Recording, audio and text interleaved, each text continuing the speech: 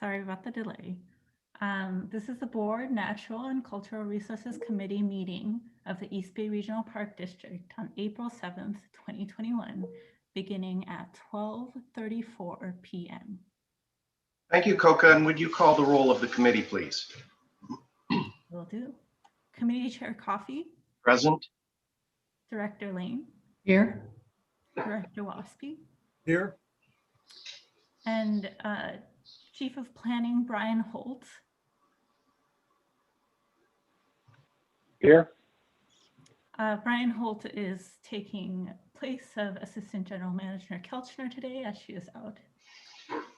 Additional staff on the call is IPM Specialist Pam Weitz, Archives Program Supervisor Brenda Montano, and eventually Chief of Stewardship Matt Grawl will also be joining the call. Okay, well, good afternoon, everyone. Thank you to those in our audience attending the committee meeting. I need to describe our process under the executive order of Governor Newsom's that allows for board members to participate in standing committee meetings remotely. We are also providing live audio and video streaming and have provided the public the opportunity to email or call in prior to the meeting for public comment. All information regarding participation in this meeting can be found on the agenda and on the district website at ebparks.org. After each agenda item is presented, we will take public comment through the Zoom platform. Do my colleagues on the committee have any questions about the meeting procedures? Seeing none, let's go to our first agenda item, which is storytelling through legacy records in the district archives, presented by Archives Program Supervisor Brenda Montano. Looking forward to this one, Brenda. Thank you. Thank you, Committee Chair Colin Coffey and Director Waspy and Director Lane. I am so glad to be here again today. And I get to present on something that is near and dear to me. And I am happy that I did get a chance to present this. I'm going to start the shared screen. Presentation. And wanted to kind of share a story about not just one man, but Park District employees in general, but also too pointing out a trail that is at Aurelia Reinhardt Regional Redwood, Aurelia Reinhardt Redwood Regional Park. And this is the Dunn Trail. It is off of the Skyline Boulevard's Trudeau staging area. You can access it from there. It is a very popular trail. And of course, we are, those of us at the archives who work out of the Trudeau archives, we do know this trail very well. So we just wanted to tell a story today, but then also connect it to some other issues and ideas that we have for history. So I wanted to start out this presentation to talk about Larry Dunn. And Larry Dunn was the son of Austin Dunn. And Austin Dunn was actually what the trail was named at, who the person that the trail was named after. Larry Dunn worked for the Park District for many years. This is a picture of his family. And this was taken during the 1995 Employer Service Awards. And I have recently been in touch with Annette Dunn and trying to connect more family history about Larry and his father. And I just have to say that I included the news clipping too that was in our regional park news.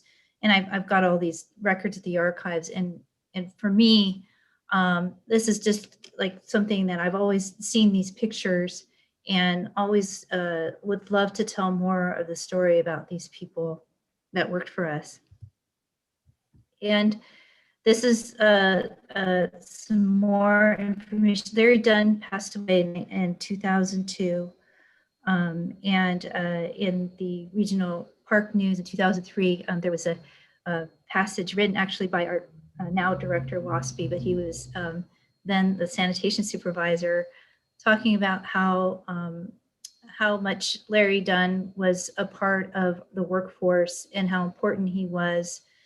He worked for the district for 40 years. He was well loved not only by his coworkers, but he also made an impact with the public and the people that the parks were serving. So I just wanted to mention that. And then here's Larry Dunn in 1981, and he's actually posting, doing a photograph with his father's memorial. This memorial, the Austin Buck Dunn Memorial, that's at the Tilden Golf Course, is also exists, and both memorial and the trail sign have no signage. So anyone who comes across either of these signs wouldn't necessarily know who Austin Dunn was or anything about the story about the Dunn family. So they did a feature newspaper article about Larry Dunn, and it was also to acknowledge how the workforce really came around to support the placement of this memorial, the new memorial, and then also to talk about Austin Dunn. And then here's Larry Dunn again at 10 years old. And this is at the original memorial that was done in 1949, was built on the driving range of the Tilden Golf Course. He's there with his brother and his stepmother, which was Austin Dunn's second wife at the time. They built this memorial to commemorate Austin Dunn and his heroism. And as you can see, there's the group of men that are standing to the side there were all fellow employees.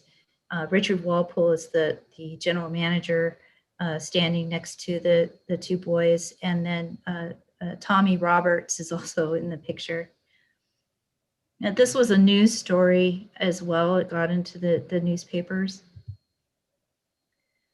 And so who was Austin Dunn? And this is what we have in the archives. This is a story that was collected. These are stories that I hear from Jerry Kent as he shares who he was. Austin Dunn was involved in a terrible and tragic accident. This was at the Tilden Golf Course in 1949. There was a construction crew building part of the parking lot, and one of the construction truck drivers was driving near a electrical pole, and the metal bed that was raised unknowingly up against a electrical wire and was electrocuted the vehicle. Mr. Hickman, who was the driver, was immediately electrocuted. Austin Dunn had seen this. He was working at the Tilden Golf Course, and he had seen this, and he ran over to try to save Mr. Hickman. And in doing so, unfortunately, he was also electrocuted, and both men perished from this terrible accident. This news was actually big news during the day. I found evidence of this news report across California in other newspapers. So it was big news at the time when this happened. Austin left behind a workforce that really loved him and really thought a lot about him. And I'll share a little bit more. I have some other records here. And he was known for being one of the first employees at the Park District. The men got together and actually built this memorial. It was originally a drinking fountain, and then eventually had to be moved to the golf course, to the parking lot area, and they had to remove this drinking fountain, but there was still insistence upon this still being a memorial at the Tilden Golf Course. I also wanted to note in this picture other African American workers that were working at the time alongside Austin Dunn. This is the group of men who cut our first trails, developed our infrastructure, our parking lots, some of the restrooms and picnic areas, some of the first places for the public to enjoy our parks. And we very rarely recognize the work that they did or who they were or where they came from. And I did wanted to point out that there were a few African-American workers working alongside other men, and they also have their own stories. But I will say that the people in this photo here, Ernie Hall, Mac McDonald, Eddie Collins, Grady Simrell, all of these folks worked at the Park District for many years. And they also had supervisory roles. They had a lot of knowledge on trail building, whether they brought it with them, but they were hired at the Park District during this time. And a lot of men came from different parts, and I will let Dave Zuckerman talk about where we think we do know some of these men, where these men came from, but we do know that they must have come from the CCC and the WPA as well. And this was something that Richard Walpole wrote. He was the general manager. This is an annual report. He sent it out to not only to the board, it was not only presented to the board of directors, but it was also presented to a lot of constituents out in the public, stakeholders. And it's a really impactful thing that he said about Austin Dunn and how it affected the employees. All park employees mourn the loss of Austin Dunn, who lost his life during construction of the driving range. Dunn was employed by the district almost since its conception, and during the years he worked for the regional parks, his value as both a worker and a person was shown in the numerous projects which his labor played a large part in completing. And the true warmth and friendliness he displayed toward his fellow employees was reflected in their feeling for him. His passing was certainly a major blow to all of us. So my curiosity and also my love of finding out who these people were and wanting to know stories, I wanted to kind of dig deeper into knowing who Austin Dunn was. How can we make a story for him? Where could this live? Could this live in the archives? Could this be something that people discover? Could this be something that we share to the public? This is such an impactful story for us, for the region. And here's a picture. I have two pictures of Austin Dunn in our archives, and this is one of them where he's actually working on the roof of the Brazilian Room when it was being constructed in 1940. And alongside him, you'll see in the front there's Georgette Morton. She was the first woman hired by the district as well, very early on. Actually, she came on board right then in 1934. And also too, this is part of the original work crew. Wes Adams is up here, Richard Walpole, Albert Vail, all people who were part of building the district and its foundations. And then I also I'm a real big fan of Ancestry. So I will say I did tried to dig around and see what other records I could find.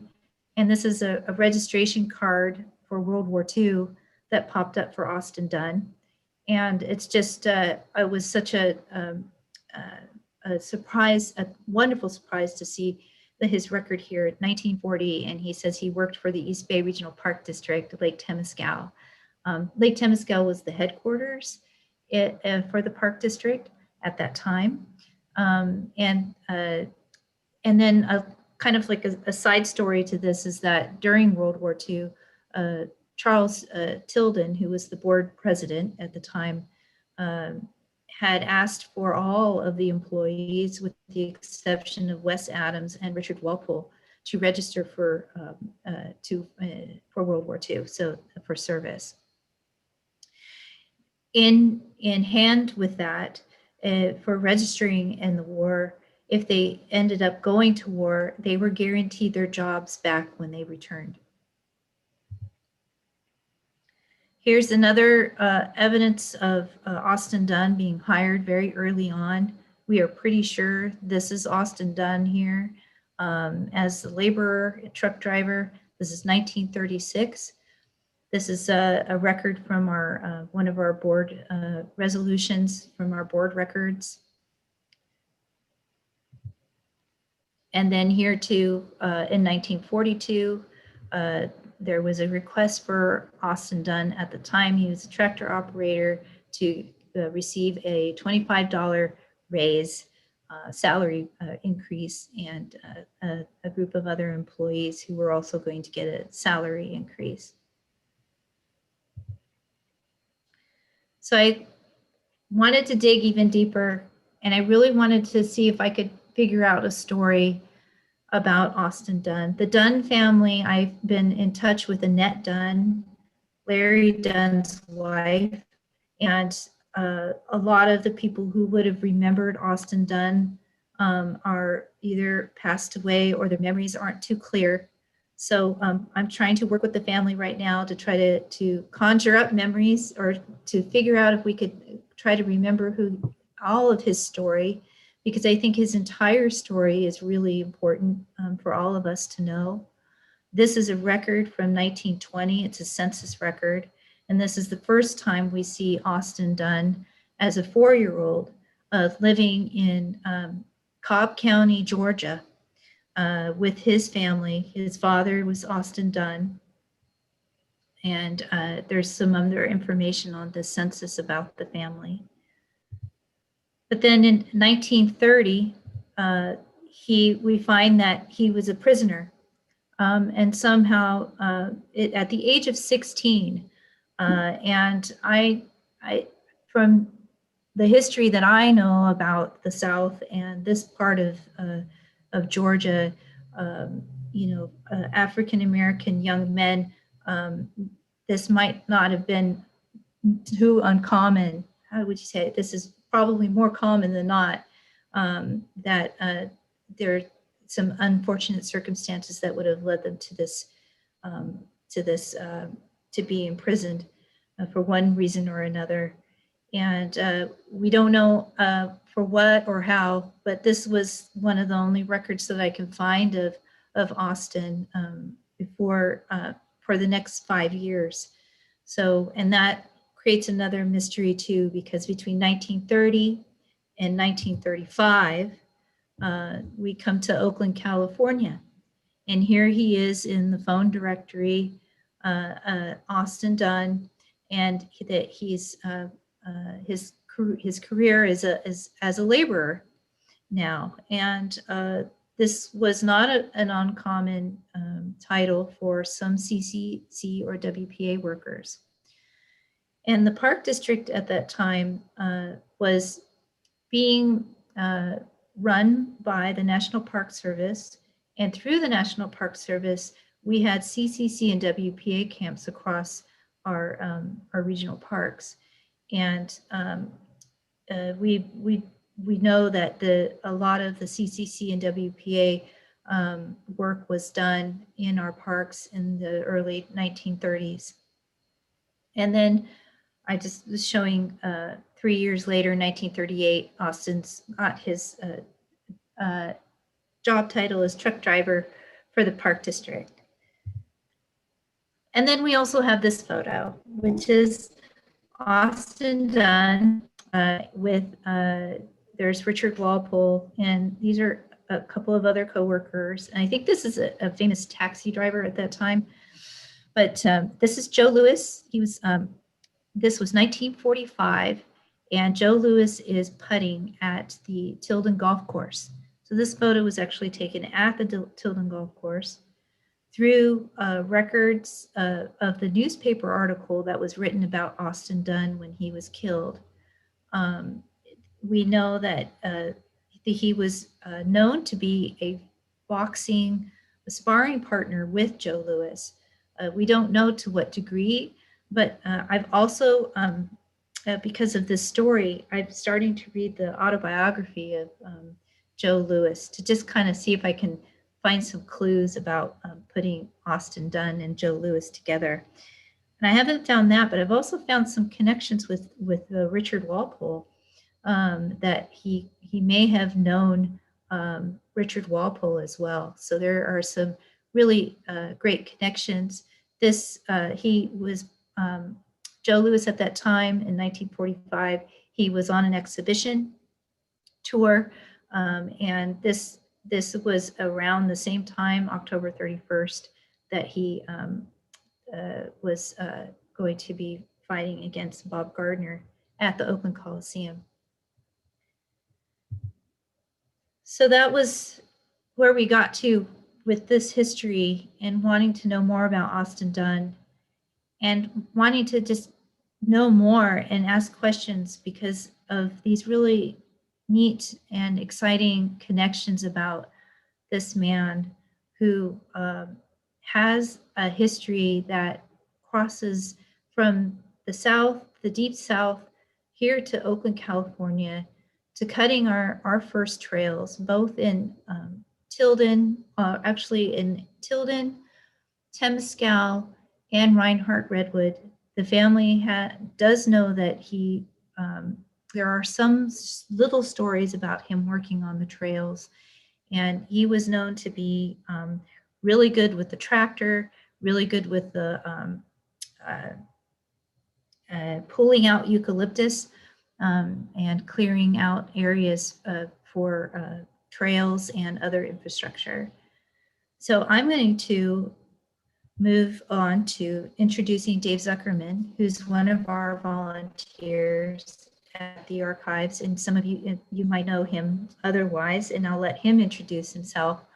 But then also too to talk about this research and what it means to me, you know what it means to me, but for what it means for the volunteers. So Dave, do you want to take over? Sure. Thank you so much, Brenda, and good afternoon, committee, Chair Coffey, and members of the board. For those who don't know me, I'm Dave Zuckerman. I retired last August after 33 years with the Park District. Much of that time, all of that time, was in the interpretive department, actually, even before it was part of the current interpretive and recreation services. My most recent job was regional manager for the interpretive and recreation department. And boy, it's kind of funny to be back here. I feel like I'm playing for a little bit of a different team now.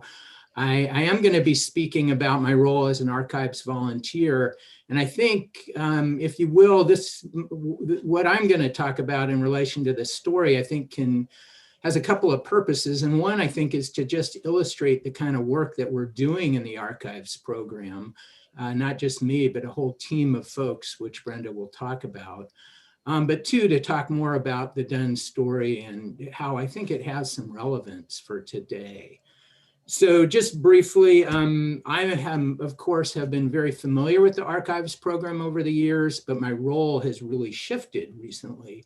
So I've always leaned on the volunteers, and they've been incredibly generous. I always like to give a shout out to Richard Lang, the local author, and Amelia Marshall may be here today making some comments, and she's a local author, and those folks have done research in the trenches and share it selflessly, and allowed me to do all kinds of presentations for the Park District, to help preside at special events like the 80th anniversary, to host or co-host the National Olmsted Conference, and actually the CCC map restoration. So those kind of events they really required historical knowledge and accuracy, and one person can't do it themselves. So this program consists of sleuths and rabid history nuts, of which I'm proud to call myself one of them. So as I say, my role shifted, and after, actually, as soon as I retired, I emailed Brenda, and I think the next Wednesday I was in a Zoom meeting, and I've been going since. And so now I'm a bit more in the trenches and have the time and sort of the platform to do something that I've loved, something I've always kind of squeezed into my job. And that is teasing out some of these stories. And I'll talk in a minute about why the Dunn story sort of resonates with me. And I will say just briefly that as we find more and more interesting and compelling stories, I think the volunteers are starting to wonder about how can we package those stories, how can we develop them, and how can we put them in a format that can be shared and appreciated by the public. So that's something, as the archives program grows, that may be a natural outgrowth of it. So a couple things about the Dunn story. Number one, I mean, the more you think about it, the more you learn about it. It's a compelling story. It's a heartbreaking story. But beyond the poignancy of it, as I said, I think there's some relevance for today as we try to understand more about the formation of this agency, but also the character of it. And so there's really 2 points I want to make about that. One is this idea that early on, in the very first year that this agency opened its first parks, which was 1936, as Brendan noted with the little board minutes, we had a person of color, an African-American man who worked alongside a small crew of staff. And that wasn't necessarily the norm. It certainly wasn't the norm in the Civilian Conservation Corps, even in the Bay Area. And so I think that says something. And I don't know exactly what, but we're trying to find out more about that. Then the fact that we've learned through the family that Austin Dunn, was a member of the Civilian Conservation Corps opens up this whole other new avenue of understanding, I think. And just briefly, I'll say this, that we've always known that Roosevelt's New Deal program played a huge part in helping launch this agency. And really, I always mention these 2 parts to that. One, it supplied federal money for projects. In fact, there really was no budget other than these federal funds. And 2, it supplied labor through WPA labor and through the CCC camps. But as Brenda alluded to, it turns out that the Dunn story is leading us to this, the idea that these federal programs may have served as a feeder source of employees for this fledgling agency. And so we think that Austin Dunn, came to us by way of the CCC. And so that kind of leads me to this idea of, and this is where the fun, the sleuthing, the mystery of it comes. And I have this sort of personal Dave Z hunch, which I'm hoping will be true, but we'll see. And that is, how did Mr. Dunn get from Georgia to California? And if you will, I'll just say that if you think about the context of the early 1930s, the Great Depression, African-American youth suffered highly disproportionately during that time.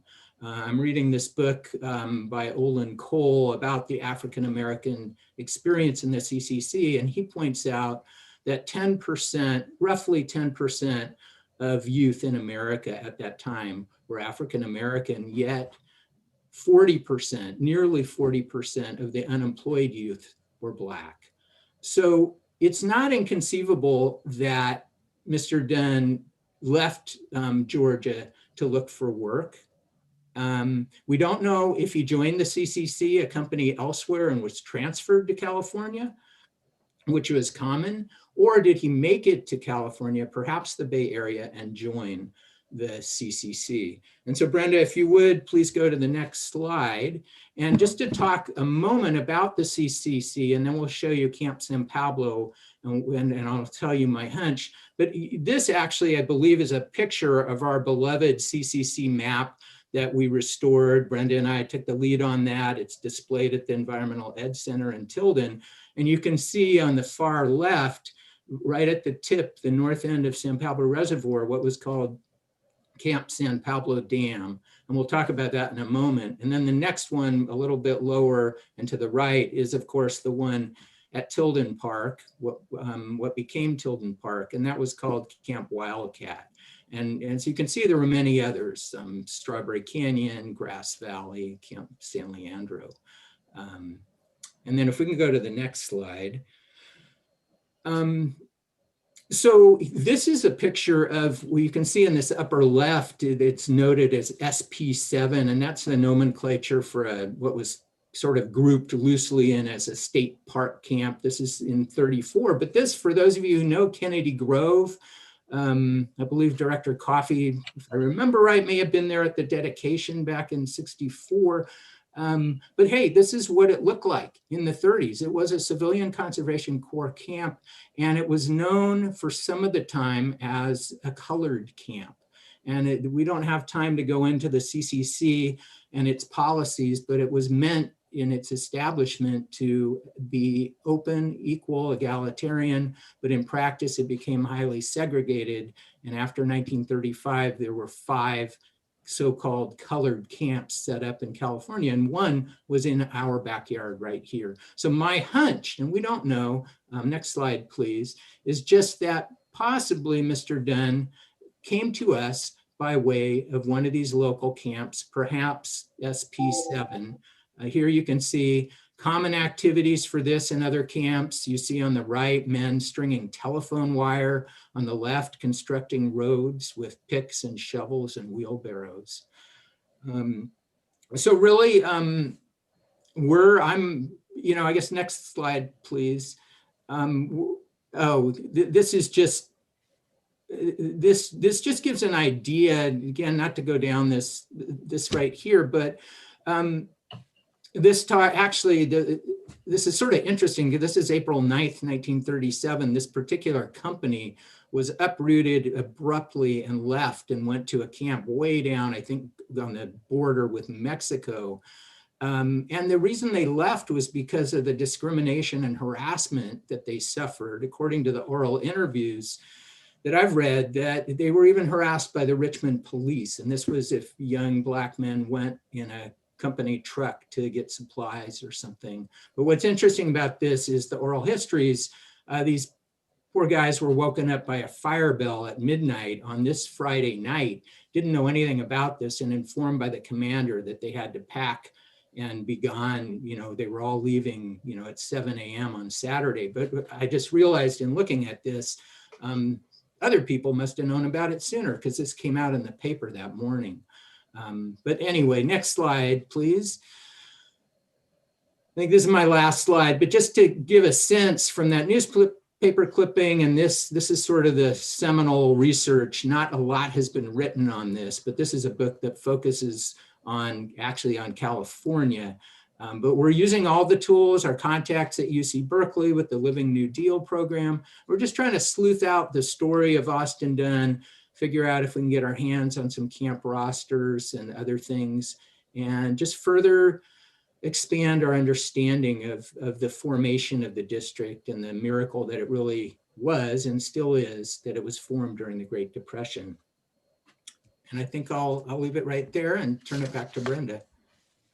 Thank you, Dave. I wanted to also point out the photographs there alongside the book. These photographs were taken. These are photographs of early park construction. The bottom photo is the Tilden Golf Course. And then the other 2 photos are examples of the work that was being done at the time. The CCC and WPA workers worked alongside Park District employees. And we have a few, we actually have from a diary that was written by Richard Walpole. And thank you to Richard Lings for transcribing that. We do have evidence in there that the way a lot of the employees were hired, if they were a CCC or WPA worker working on the property, and if the general manager liked what you were doing, they would offer you a job with the Park District. So we do know that some of our, we do have evidence of Wes Adams being hired in that way, and also Jim Roof, who was the Botanic Garden supervisor at that time. So I wanted to kind of mention that these stories are not things that I could just push a button or you can open a drawer and they're there. They are really patched together from Park District lore. I call it lore, which is basically the employees talking about these stories. Some have been recorded that we still have. Some are just talked about sometimes in our volunteer group meetings from the retirees. And we try to piece those together with different news clippings and things like that that we could patch together these stories. And then we also have, you know, the benefit of external research, of going in and looking online, and depending on the story, this one we felt was so near and dear to the EBRPD archives in our founding documents that you know, we did that research ourselves. Sometimes we rely on external researchers to do that. And then I also do want to acknowledge the Dunn family and my communications with Larry Dunn's wife, Annette. And I do want to just mention, you know, something before everything else before this presentation ends, that one of the things that she mentioned about her experience with being married to Larry Dunn, Dunn's service, and also with Larry Dunn's father experience, is that one comment she made to me was that the East Bay Regional Park District was their lives. And I think that that's a really important connection too, about why these stories should mean so much to us, because they're really a part of our community's lives, but then they're also part of our lives ourselves here at the Park District. And I also wanted to mention all of the volunteers that work in the archives diligently. They're ongoing, doing research now.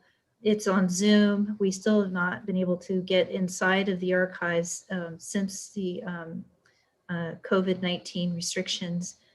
We hope that that will end soon. But for now, I wanted to just make sure that we see the volunteers that are in that work alongside with me.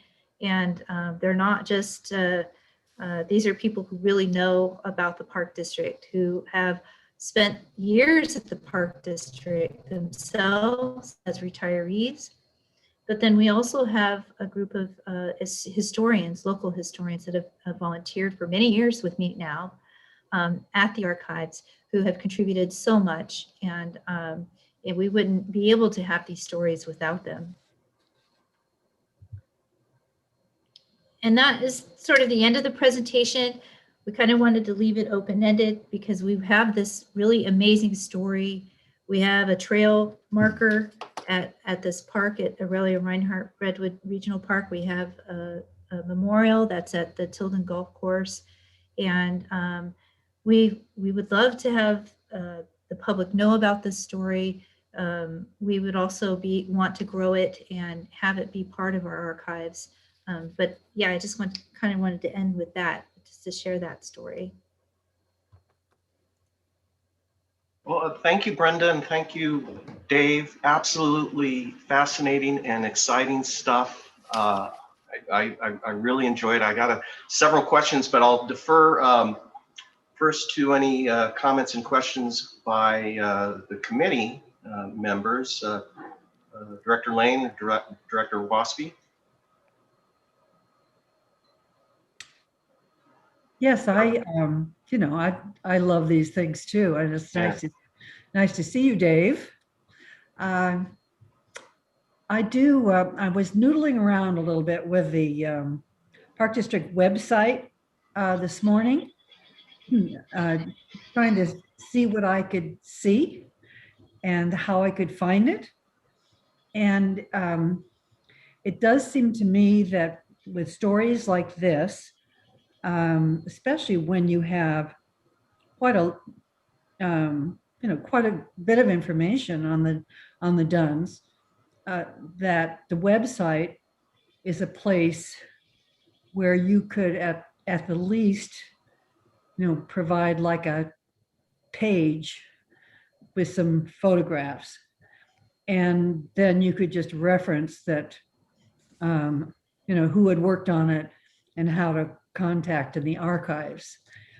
Sometimes it takes a long time to write things up like this. I'm sure it took you a while to put this together.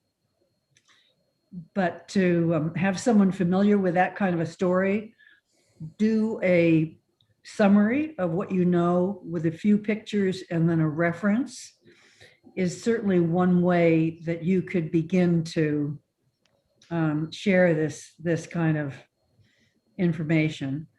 And I do assume that one of the things you get to work on is our various memorial plaques. Dr. Francie, let me call you back. I'm on the Zoom meeting. And names. And Okay. so there are ways to sort out what might be your priorities for that kind of a thing. And then you can invite people to the archives when they open up again and get all kinds of additional volunteers, Brenda. Thank you. Yes, good. Director Waspy? Yeah, well, I just want to extend my thanks to all the archive volunteers. I know I've done it a couple times. It's so much fun. It's just great. All of those people that work there were the same era I was. They're wonderful stories. My only comment would be, I worked with Larry Dunn. I became Larry Dunn's supervisor in 1996, and boy, that was a hilarious thing. It was supervisor in name only. Larry had been on the crew for 35 years at that time, I think, and he was very nice to let me act like I was a supervisor, but he knew everything, and it is very true. He was a son of the Park District. He had this incredibly infectious smile. He was one of the happiest human beings I've ever met. He really, really enjoyed life, and he enjoyed the Park District, loved the Park District. And there's so many stories just like that. And Hawkeye, when you referred to, and we'll get into the Hawkeye story sometime along the line in the next, you got your name, but It'll be one of our archive stories, Dennis. But you talked about the sort of the migration of the African American community that came from the South and had the opportunity with the Civilian Conservation Corps and things like that. I mean, it happens, well, not to this day, but I remember coworkers from Larry Dunn, also Otis Sanders, who I hope we all remember Otis, very skilled guy in the Park District who worked here many years, and he came straight from Louisiana, had the opportunity to join the Job Corps in Camp Hart. Learned how to become an equipment operator. And so he had one of the highest paying or one of the most skilled positions in the Park District in the maintenance division. It is a magnet, and we do great stuff here. And it is a sort of a natural funnel for the Park District. So thanks very much. And I love this history stuff. And Dave, one of your, just anecdotally, one of the slides you showed that showed about how the folks from the camp were going to get thrown out or had some, that headline, also the headline on that Richmond Herald article was the election of the Richmond YMCA new board members was the article next to it that nobody looked at, hopefully. I looked at it because that's where my journey in the Park District started. I worked for the Richmond YMCA originally, and I would drive home every night after long, hard work. It's almost volunteer work for the YMCA. And I'd look up into the hills, and one day I just made that left-hand turn and drove up to the main office, which was at 11500 Skyline Boulevard, and spent the next 37 years here. So it was good. Anyway, thanks so much. Great presentation. It's especially neat when the presentation touches on someone personally, like Dennis is relating. And to me, it was the picture of the Brazil room being constructed, and looking at that picture and realizing, I was married there in 1985, so many years later. But there's the origin of the construction of the Brazilian room. So that was cool. I enjoyed this stuff a lot. I was sucked into Ancestry several years ago. That probably used up all my free time for about 6 months. The way it grabbed, I recognized a lot of those records you were showing from Ancestry. and the ability to learn the fairly intimate details of your ancestors' lives going back generations was just incredible. I mean, to know some of the things about my great-great-grandparents. So there are going to be a lot of stories to tell, like you just told us, as on into the future, you and others and volunteers are finding these stories. Who will be the audiences? I mean, I could think of a lot of people who would be interested in the Dunn story, but how will you decide where these stories go and who should be the audiences? Yes, I think that was the question I was posing back to the committee. Okay. To open that discussion and talk about where these stories could live. My original goal, being the archivist, is that these stories stick around and are preserved. This year and the past year, I've had the opportunity, when people are asking for a historical vignette, to have an opportunity to share and give presentations. But I think after a while, it seems that there's like an important story that we could share to not only with the employees, but also with the public. So that is the question about where these stories should go and where they should live, and how do they originate out of the archives program, to make sure that the archives program is part of that that source. Can I make a brief comment to Director Coffey and also Please. Director Lane's comment as well? I mean, I don't know exactly the answer to it. I do know there may be some academic applications. I know we're working, as I mentioned, with some folks at UC Berkeley who are doing research. But to Director Lane's thought about having some of this content appear on the website, at the risk of stepping on some toes, because I know my boss, full boss, is on this call here. But that many of you are familiar with the Naturalist, what we developed during the pandemic at the beginning, the whole digital learning page, which consists primarily, not solely, but primarily of natural history videos and brief lessons. And it sort of gives a sense of the depth and the richness of our natural resources and our attempts at interpreting them and providing them in sort of easy, digestible pieces. And I think my vision, having come out of that, helping produce it, is I think that we're lacking some kind of companion piece for cultural history. And I know, and I think Brenda and our volunteers know, that not everyone is equally excited as all of us are, including the board committee here today, but to be able to create and package the content in an entertaining manner, which also gets at some of the fundamental issues of importance, of relevance, of how we were created, or whatever the focus is, I think would be of interest to the general public on the website. So, creating some video content, perhaps with interpretive, I sort of have that vision for it, but as Brenda always mentions, I mean, she is one staff member. She does a phenomenal job at corralling and encouraging and nurturing the volunteers, but we want to be careful at not just dumping more work on her more than she has capacity for. But long-winded answer. I know, my thoughts were along that line. My first one was to have digital presentations. At some point, we're going to saturate the market of East Bay Park audience out there on the web with digital offerings. I know that if I really wanted to, I could spend days watching what has been produced by our naturalists during the last year. I've watched an awful lot of them, and there's an awful lot of them that I still haven't watched.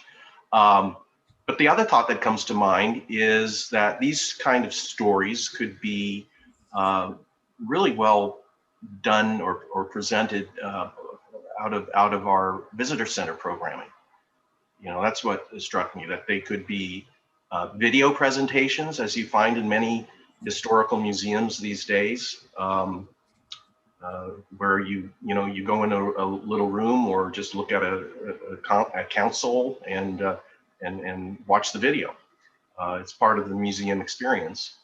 But you know, I also enjoy the cultural history, not just the natural history of all the parks, and you know, being visitor center focused would maybe leave out a lot of parks, and so their histories you know, can be told at nearby visitor centers or elsewhere, but some way to do that would be important. I made a little note at yesterday's board meeting about my own interest in the history of the parklands. And I think that can be an important part of the storytelling, whatever the venue. But you know, I can see that will be ongoing. Director Lane? Got to unmute. Thank you. The other thing that happens with park visitors is they see something like Dunn Trail, or my favorite in Las Trampas, the Virgil Williams Trail. And they say, oh, well, why is that name there? And who was that? And this happens at our museum in Danville too. People just kind of idly seeing something that they are just curious about. And so helping to provide a basic answer to that level of curiosity, and make it easy for people. Like, for instance, the website, you've got the search. If you said Virgil Williams, I'm not sure whether that would come up, but if you said Dunn Trail, there ought to be that kind of information. And if you're able to do that, then I hesitate to say this, but it does save time for the naturalists and sometimes for other people who they call up and get all excited and they say, well, who was Virgil Williams? And to answer that, you know, in a paragraph in social media is something that I think could be really helpful for park visitors. And speaking of trails, I just remembered, Brenda, at some point, I have a project for one of your folks to get into, because I think it'd be a fascinating history. And that's the history of what is now our feeder trail number 1. You know, we're all aware of feeder trail number 1. It traverses between Franklin Canyon and ends around near Briones. And I've always wondered, what the heck is a feeder trail number 1 and where is feeder trail number 2? And I've actually spent quite a bit of Google time. Beverly Lane probably has run across this history as well on occasion. I've spent some Google time on it. And I could at least help launch someone. Apparently it was part of a stagecoach road, county road at one point from Martinez to Oakland. Anyway, that's a project. It would be fascinating, believe me on that. So before we move on to our next agenda topic, Coca, are there any public comments on this one? I have an Amelia Marshall on the call. Of course. Bring on Amelia. And Amelia, you'll be given 3 minutes to talk. Are you online? I'm not seeing you right now. I see her. There she is. There she is. Okay, it says it's unable to start the video, but here I am. Hello, everyone. I think I speak for all of the volunteers in saying how gratified we are that the Park District is recognizing Brenda's achievements here and giving her some of the resources and recognition that she needs and deserves. Let's start the video. Here we go. Yep. So I've been a gung-ho volunteer for 9 years now, and I'm just amazed that one person can accomplish everything that Brenda accomplishes. Her vision has taken the archives from just a collection of dusty file cabinets in the basement of the Trudeau Center to becoming a real regional asset. One thing that I have discovered in my research working with various local historical societies, Alameda County Historical Society, Contra Costa Historical Society based in Martinez, Hayward Area Historical Society, Oakland Heritage Alliance, Oakland Library History Center. All of these outfits are very badly impacted by the current COVID pandemic and economic hits. And as a result, they have to lean on an organization such as our East Bay Regional Parks Archives, which really intersects with all of those spheres of interest. I think in the years to come, we have great opportunities for some synergy with all of those different organizations, and that may be part of the answer to Director Coffey, Director Lane's questions about where we go from here. Some of those organizations have resources that might help us, for example, collaborate on a journal, which would probably be way beyond the scope of what could be done inside the East Bay Regional Park District, but there's a great opportunity for some collaboration because these great stories from Austin Dunn to Indian Joe Gonzalez and Sonol, the stories just keep coming, and the people who are retiring and beginning to contribute to the archives are just adding more and more. So in conclusion, I just like to say, let's not undervalue the role of the Archives and History Center as a regional resource, and let's reach out wherever it's possible to do those things. I'd like to say thanks to Brenda, to Dave, Jerry Kent, Jerry Ornelius, Beth Stone, and Rockwell, all of the great volunteers. And by the way, Bill and I were married in the Redwood Bowl in 1985 too. So we have the Park District in our hearts as well. Thanks. That's great. Thank you, Amelia. Any other public comments?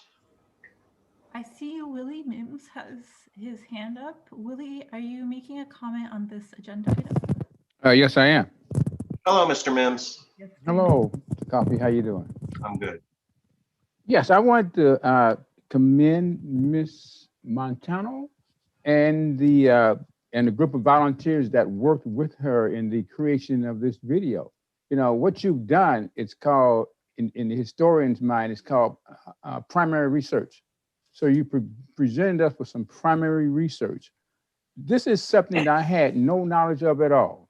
And the only regret that I have is I came into this meeting late, so I missed the majority of what you were talking about. But when I saw it, I said, my goodness, you know. So I mean, so you really enlightened me on an area that deals with Black history that I had no idea it ever existed.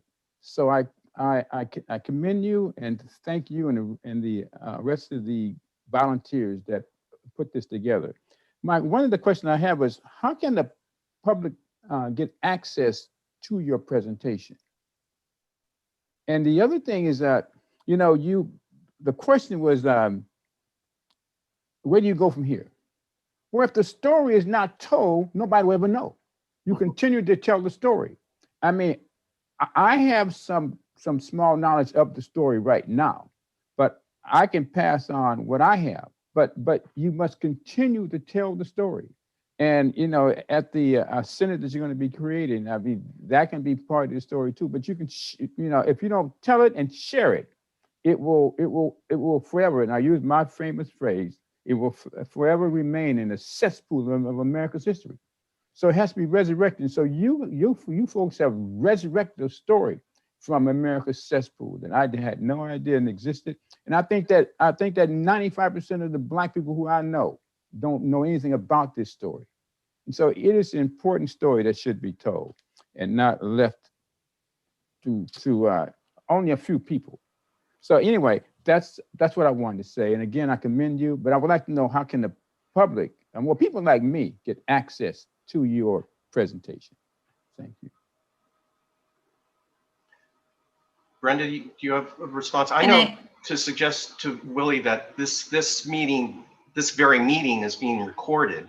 So if in order for you to catch the beginning that you missed, we have a YouTube site where we post these recordings. So you can go back and watch the beginning of Brenda's presentation today at this meeting.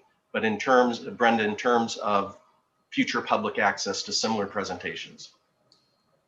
Okay. Yes, yeah, and I will respond that is definitely something that we want to work on. And I thank you so much, Mr. Mims, for your comments, because I am wholeheartedly in agreement with you. And I've seen this story for a long time in the archives, and I just felt it was a great opportunity. We actually had somebody from the public email me asking, they had just went to the Dunn Trail and asked what was the Dunn Trail, and that kind of inspired me to say, hey, let's make this story. Let's start creating this story. And because my position is new, I'm archives program supervisor. It just started in last year. These are the types of stories I do want to hopefully bring out. And as I work with the rest of the departments on how best to share these stories, whether they go on the website or they go to a visitor center, those are the types of things that I'd like to be able to say, here's this really great story. And I like to find that the public will also be very interested in knowing about it as well. One more question. You mentioned the 5 colored camps. I assume that those were Black folks, Black camps. Yes. Okay. Yes, I think yes, that is correct. In 1935, by federal order, they went to segregated camps, and in California there were 5. Actually, there were companies in camp. So the camp was the physical location, the company was the group of men, and there were 5 companies established. And one of them in 1935 began work at Camp San Pablo, which if you go there, if you look on our website, that's Kennedy Grove Regional Recreation Area. And I believe it was 1967, the dedication, Dave, not 64. You're aging me. You know, Director Coffey, you always catch me on those things. And I guess I was just seeing if you knew your history, but I have you know it better than me. I have vague 8-year-old memories that my father took me to that dedication in Kennedy Grove. I remember you've told me that. Yeah, I remember the concept, not the date. So, and Mr. Mims, in our chat group here, staff has posted the link to the YouTube site for this presentation today. Okay, thank you. So with no other comment, let's move on. Coca, anything else? Any other public comment? I don't think there's any okay, other comment, thank but you. I wanted to quickly add, if I can. Sure. I just wanted to make sure that the committee members are aware that there are several other staff members on the call that I did not acknowledge earlier or have joined since. And that includes the new General Manager, Sabrina Landreth, Deputy General Manager, Ana Alvarez, Assistant General Manager, Carol Johnson, Chief Steve Castile, and Chief Ann Casabon. And with that, I think we're ready to move on to the next agenda. I feel absolutely honored. We usually don't have the top brass at these committee meetings. It's makes me a little nervous. Our second agenda item is the overview of 2020 Integrated Pest Management Annual Report presented by IPM Specialist Pam Betts.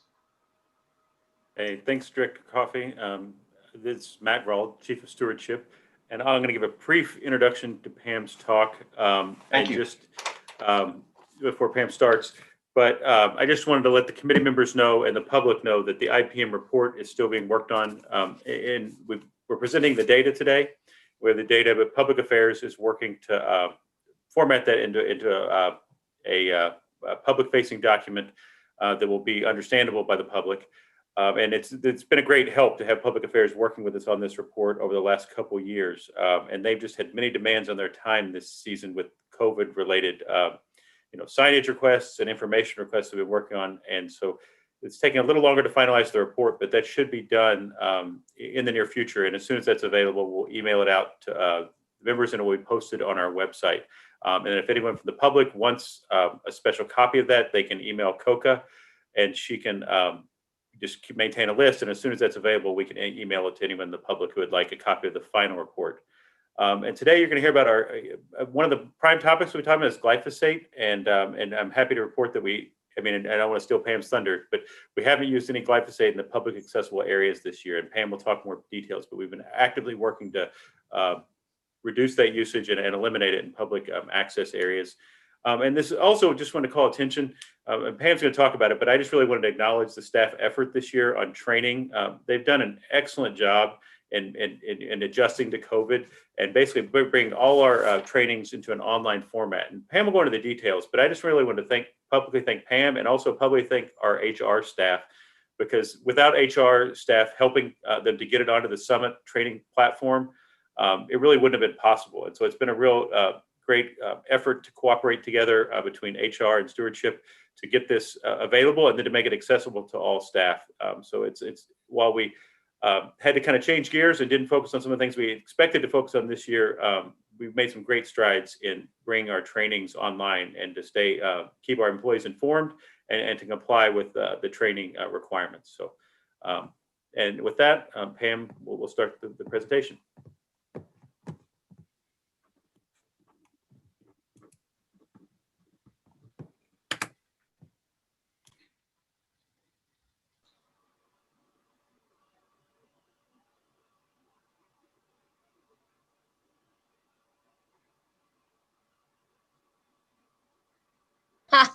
Thanks for unmuting me. Thanks, Matt, for that generous introduction, and thanks for your time today, Chair Coffey and members of the board and members of the public, and of course, all the staff at East Bay Parks. Can everybody see the first slide? Just give me, thank you. Okay, so today we'll talk briefly about the year in review, 2020. We'll talk about glyphosate and other herbicide trends in the parks. We'll do a little focusing in on some prevention programs, training advances, as Matt mentioned, and then also updates on other IPM programs. And I'll figure out how to advance my screen. Anybody? There it is. I can do it. So just as a quick review, IPM philosophy and practice, this is our foundational image of a pyramid. And the bottom foundation for us really is about prevention, education, and of course, designing things so that they are more pest resistant, so that we don't need to intervene with different types of methods. So that's really our foundational, that's the message that we want to send out to the public as well as staff, that whenever we approach any kind of new development or any kind of project, we want to consider that with the lens of prevention and of course education. And we'll talk about all of our projects with these with this vocabulary. Next above that is the cultural method of treating pests. And that really speaks to changing an environment within which that pest becomes a problem, right? Not all biological organisms are pests, but at some point, sometimes things are out of balance, and then that pest will then become something that takes away either ecological function or provides a certain amount of fire risk, or may indeed reduce the amount of biodiversity or crops, etc. So we try to change that environment by altering things like soil moisture or sunshine, etc. So that grazing is probably our biggest cultural method. We use grazing over 80,000+ acres in the district, and it's a a powerful tool to keep our fine fuels at a minimum, but also it promotes biodiversity from the plant communities all the way up through higher organisms like amphibians and vertebrates. Next in that triangle is the physical mechanical. By large, most of our work on the ground to maintain our recreational opportunities, as well as much of our ecological function, is done through physical mechanical. That's literally the pulling up of weeds, using mowing and scraping and things like that. So most of our work is really in the physical mechanical realm. And then next above that is biological, and this is introducing certain specialist organisms that will actually keep certain introduced pests like yellow star thistle in a little bit more control. And we don't personally do that, but we do work with the USDA and their biological programs to help control some of those larger landscape level pests. And then finally, we have chemical interventions. These start with organic pesticides and then can go all the way up into conventional pesticides. So that's our triangle. And it doesn't always work linearly. Sometimes it's circular, and sometimes multiple things happen at the same time. But we'll use that vocabulary to refer to all of our discussions later. Timeline 2020, I know what a year, huh? What a year. COVID-19 really threw us for some loops. And I know that you'll probably recognize some of the things that we had to respond to. So I put stars by some of the new things that we've had to. Not only did we have online, and we're fortunate enough to be able to effectuate, but we also had a lot of changes. So back in 2019, we eliminated the use of glyphosate in our developed areas. Developed areas are those places where the public has access. So generally picnic areas and trail sides, et cetera. So we eliminated glyphosate in those developed areas. So we really focused back at the end of 2019 on prevention and early treatment.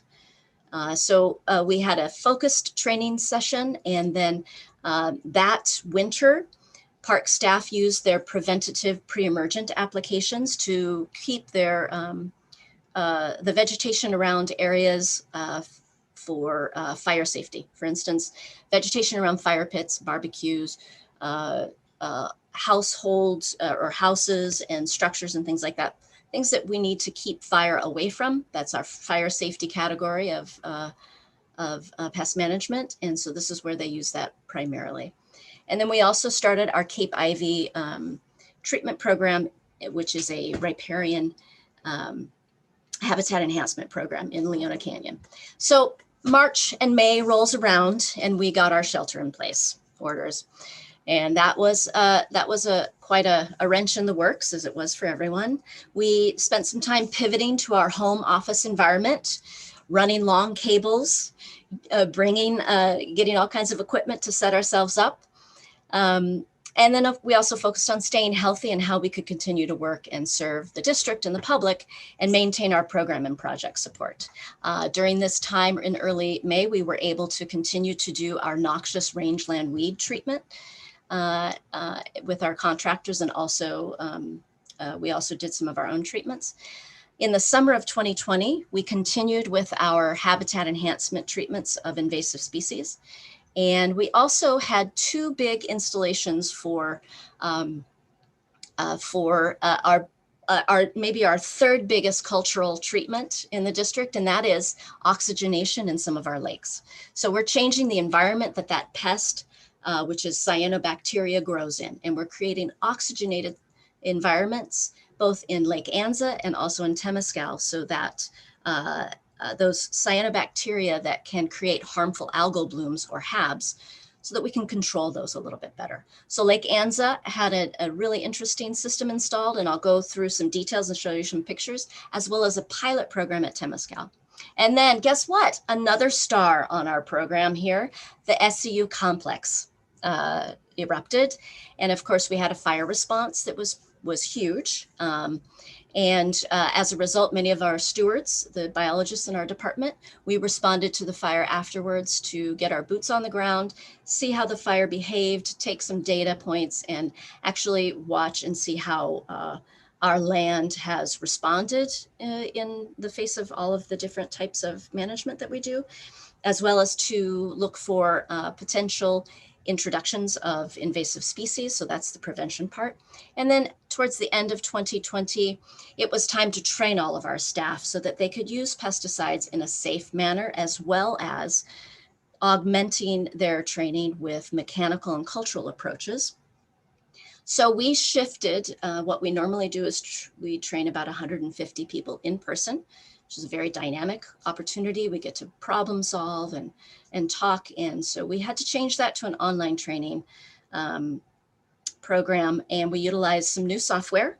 And then we worked with HR, who also has new software, and we got it launched. And it turned out to be really an effective means of getting the basics out to even more people. So we trained 200 plus people during that time frame. And then we also continued with our on the ground landscape level treatments, the invasive hybrid Spartina, stinkwort treatments in a couple of parks. And then we managed to maintain our Oyster Bay urban forest momentum, creating a habitat for monarchs and for urban youth. So just to remind you again about our IPM goals, I've mentioned a few. We have to control pests for a number of reasons. So we have these categories or these bins that we've created that kind of help delineate why we do what we do. And then when we report to you, we can tell you that we used X amount of product or we mowed X amount of acres for this reason. So our first reason, and our biggest one really is our most important one, is public health. So the control of certain pests like harmful algal blooms, remember those HABs, this goes under public health. Occasionally we have to treat for E. coli in some of our swim beaches, public health. Stinging insects, wasps, and then also mosquitoes, this all falls under public health, as well as poison oak sometimes falls under public health. And then fire safety, a really important part of our IPM goals. This is where we have to control vegetation 100%, or 95 to 100%. So we can't have vegetation in the fire strips along the roads and certain trails. And we also need that bare ground around fire pits and barbecues and parking lots in certain areas where overheating cars can cause the next fire complex, and as well around structures. Then recreation, this is the type of activities that we utilize to maintain accessible recreation and safe recreation. So that's trail access, hazardous trees, turf management, and also landscaping and gardens. And then we have ecological function. This is one of the IPM goals that's near and dear to my heart. We do a lot of big resource projects. We do landscape level restoration and mitigation. We do smaller habitat enhancement park level projects. And then we also have a department called the environmental programs, and they do some big stuff too, big mitigation and restoration stuff. So, and then finally we have healthy forests, and we used to call this fuels or fuels reduction.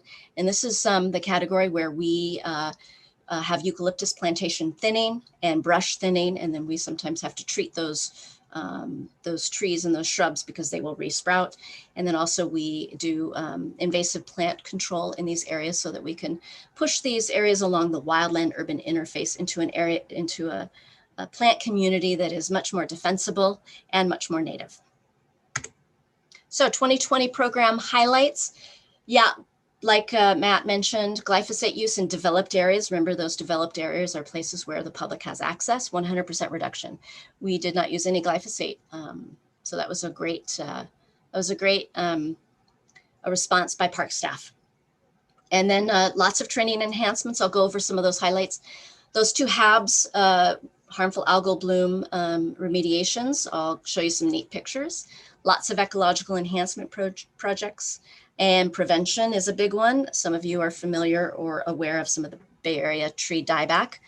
So prevention is going to be a key to that. And then our fuels weed treatments is really picking up steam this year in 2020 and 2021 as well. You can see here on the right, there's a photo of some black skimmer chicks on Turn Island. We do vegetation management in support of recovery of endangered species. And this is one of those places where vegetation has to be controlled. Otherwise, these endangered species would not feel comfortable nesting in those areas. So they rely on camouflage, both for their eggs and for their young. And they stick out like sore thumbs if there's lots of green vegetation, and they get picked off very easily. So glyphosate, here we are looking from 2016 to 2020. These are 5-year reduction. We started efforts in 2016 to reduce glyphosate, both in rate and then footprint areas. And then we started introducing new products and new timing and really focusing on prevention. And by 2020, we had no use in developed areas. Looking at 5-year herbicide trends for 5 different categories of herbicide. If you look over in the first category is triclopyr, and this is known as often called Garlon. It's Garlon or Vaslan products, and this is a product that is selective for broadleaves. So it typically does not hurt or harm grasses. So this is a big workhorse for ecological function when we're going after some of those noxious thistles like artichoke thistle and yellow star thistle. We can use a product like this and not have any damage on grasses.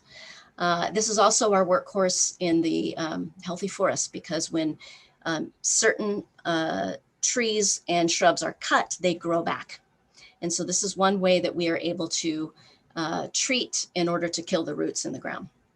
And so you can see over 5 years, our use has remained roughly constant, with a little decrease in 2020, most likely due to some of the stops and starts with our fuels treatments and the COVID restrictions. So we did have a number, we got a lot done in 2020, but we were slow to start because of the shelter in place in March. Glyphosate, you can see glyphosate over 5 years that we had in 2016, about 120 gallons of product used. And then down in 2020, you'll see we had about 23 gallons of product. And you're gonna say, wait, I thought you said we didn't use any. Well, we did use glyphosate products in areas for ecological function. And I'll actually show you in places where we did that, why glyphosate is one of the few products that we can use, especially when we're dealing with noxious grasses in areas where we have grazing. So it is one of the important tools that we maintain for ecological function. And then the third category here in Dazaflam, this is the pre-emergent. This is the product that gets placed down in areas where we want bare ground, so that we stop any vegetation from emerging. And that's a very limited footprint where we spray that pre-emergent around fire pits and barbecues and the edges of roads, etc. And then organics, this is the additional, one of our newer products. We use an organic burn down herbicide. And so it's extremely effective when we use it at a very early stage. And that early stage really falls nicely in line with our preventative program, where we want to utilize this burn down to kill all the little baby weeds when they just emerge after those first rains, especially in those bare ground areas. So looking specifically at glyphosate use from 2016 to 2020, based on category. So our first big category, recreation and fire safety, those are really the areas that are in developed areas. That's where the public has access, no use. But looking more closely in ecological function, we did use glyphosate. Most of that, 20-something gallons, about 17 of those gallons were used for some noxious grasses that are quite large in stature. It was a spot treatment over, I think that took them 4 months to treat 20 acres. And they were treating pampas grass. If you're familiar with pampas grass, some of those individuals can become quite large, 6 feet tall, 8 feet tall, 8 feet wide. So you have to actually spray and get chemical on all of the green growing foliage, because one clump of pampas grass is actually, when it's that large, 20 to 30 individuals that all grow together. And then another very large and widespread grass at Coyote Hills called tall wheat grass, or Elamus ponticus. So that was the bulk of what was used, what glyphosate was used for in that area. And that was glyphosate was the safest product for us, and also the most environmentally friendly, and the one product that we could use where there's grazing. So we do have goat and sheep grazing out at Coyote Hills, and so that was a good fit for them. We do have some use of glyphosate in our golf courses, and that's really gone down substantially at our request. And then, of course, we have conventional farms in certain land bank areas that have to be maintained. We do have a conventional farm that did use glyphosate. We anticipate that this category should go down substantially because the tenant will be moving towards a grazing operation where that will use substantially less. So looking at our overall herbicide trends, we've got 20 years of data here to look at, 2000 to 2020. And what we've done is, because the use of herbicide over the years fluctuates substantially due to the amount of rain that falls, staffing, etc. Lots of things change. So there's big fluctuations. So to look at and try to find trends, we want to normalize that data. So we normalized it by taking the amount of herbicide product and dividing it by the amount of acreage that we have to manage. And that gives us kind of an idea of if we increase the amount of acreage that we're managing, are we increasing the amount of herbicide product that we're using? And so as you can see here, our herbicide product per acre really stays fairly consistent with around 0.2 ounces per acre until we start hitting our glyphosate reductions. And that's really, we see a pretty distinct downward trend. So that's one of the things that we have committed to, is to reduce the amount of pesticides that we need to use. And so that's nice to see that trend. Meanwhile, we do continue to increase the acreage that we're managing. Long-term trends of difacino rodenticide. So rodenticide is one of the pesticides that is very controversial, and something that we can only use in certain circumstances where we have to control ground squirrels in areas where we have infrastructure that may fail. These are things like levees, shoreline trails and levees, landfills, etc., where we cannot allow the ground squirrel population to grow, despite the fact that we would love to have them, and the ecological benefit that they give us, unfortunately, in these built and urban environments, can create more hazards. So we do have to control for difacino. We do have to control for ground squirrels, and we do use a first generation anticoagulant, difacino. So it's important to make the distinction between first generation and second generation. Second generation is the anticoagulant rodenticide that has been picked up in things, really important top-down predators like bobcats and mountain lions, and mesocarnivores like coyotes and fox. So that second generation anticoagulant rodenticide we do not use. And further, and most importantly, it has been banned in California and is only allowed to be used by certain people with certain licenses. We use the difacino. This takes, it's much more focused, it takes more feedings, it's much easier to deliver in a focused way, so we reduce the amount of off-target damage. And this gives us an opportunity to control in places where we wouldn't be able to normally using a carbon monoxide machine. So most of our vertebrate control is done with a carbon monoxide machine, so we're not even using an official pesticide. But in places where we may have animals that are finding refuge in those ground squirrel burrows, we must use some other method so that we don't kill things that are finding harborage in those ground squirrel burrows.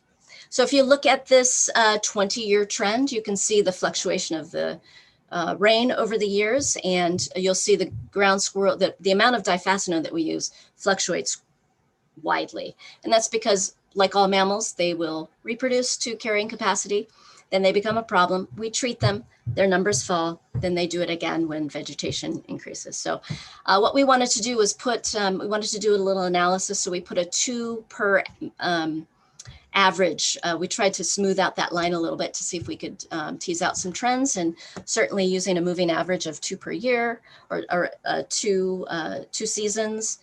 We do see a pretty substantial downward trend, and we stayed pretty consistent. We did have an uptick from 2019 to 2020, but for the most part, we're down in that, down in this range, and we'd like to stay there, maybe reduce it to the greatest extent possible. But that gives us kind of a measuring stick. Triclopyr, remember that was that product that is a special selected product, and it really treats broadleaf trees and shrubs. So this was, you can see, primarily an ecological function product that we use for ecological function in our restoration and mitigation areas, just a little bit used for our healthy forests in 2020, down pretty substantially from the previous year. So when we get the report out, I just want to drive around some of the major elements in it so that when you read it, you'll be able to figure out what you're looking at. There's a big table, right? In our efforts to be transparent with everything that we use by everybody who uses it, for every reason that we use it, we've got a fairly large table. So hopefully we've been able to format it so it's easier to read. Right now it looks pretty big, lots of letters, lots of numbers, right? So let's look closely. Let's say Anthony Chabot's your park. So we'll look down here at Anthony Chabot's the park. What is the goal under which we use some pesticide? For instance, we have a fire safety goal. That's our bare ground around certain structures. We had contractors as applicators and park staff as applicators. And then you would move down the table to see the amount and the type of product. Under healthy forests, still in Anthony Chabot, we had fire staff apply certain herbicides, and we had IPM. Anthony Chabot also had public health applications by park staff, as well as ecological function. So that's how that table looks. It's big at first and intimidating, but it has everything in it. Training, big year for training for us. We moved everything online in that online format. We learned a new type of software. So that was fun. And we had a lot of support from Human Resources, who was also learning a new type of software. We put together a big video library of enhancement training for park staff. We recognized that we were missing something. We were going to lose some personal elements and some opportunities to do training on alternatives and different types of methods of control. So we wanted to give park staff as much as we could. And so we also have a curated video library that's available through our Summit online training source. We finished working with California Invasive Plant Council and Department of Pesticide Regulation in partnership. We helped produce BMPs for non-chemical weed control. So you can see on the right-hand side of your screen, there's this handy dandy little booklet on all the different ways that you can control different types of weeds based on their life histories, the scale at which they are in the environment, all kinds of different aspects to weed control. And so that got launched. And we were also able to, right before shelter in place, in conjunction with this weed control handbook, produce an in-person training at our Trudeau Center for Northern California. We also finished up our Civic Corps partnership and training program in ecology and weed management. And we were able to do park site visits and trainings, socially distanced. But towards the end of the year, we were all up and running and visiting parks. And then, of course, we continue to court our local universities to continue our internships. So public health, HABs, Lake Anza. Harmful algal blooms, one way to control them is through changing the environment, and that's one of oxygen, right? The more oxygen there is, the fewer nutrients are available for that cyanobacteria to make blooms.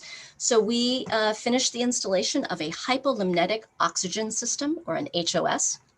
And you can see this very faint line of bubbles where all the little arrows are. It's tiny little bubbles that are oxygen, and what they are, they're released into the deep waters of Anza, and then slowly but surely that's going to change the characteristic of the sediments where there are high amounts of nutrients. So So we anticipate that, and we're told by other practitioners that have installed HOS, it takes a couple of years to really change that environment where those HABs have been dominant. But we are looking forward to some cleaner water soon.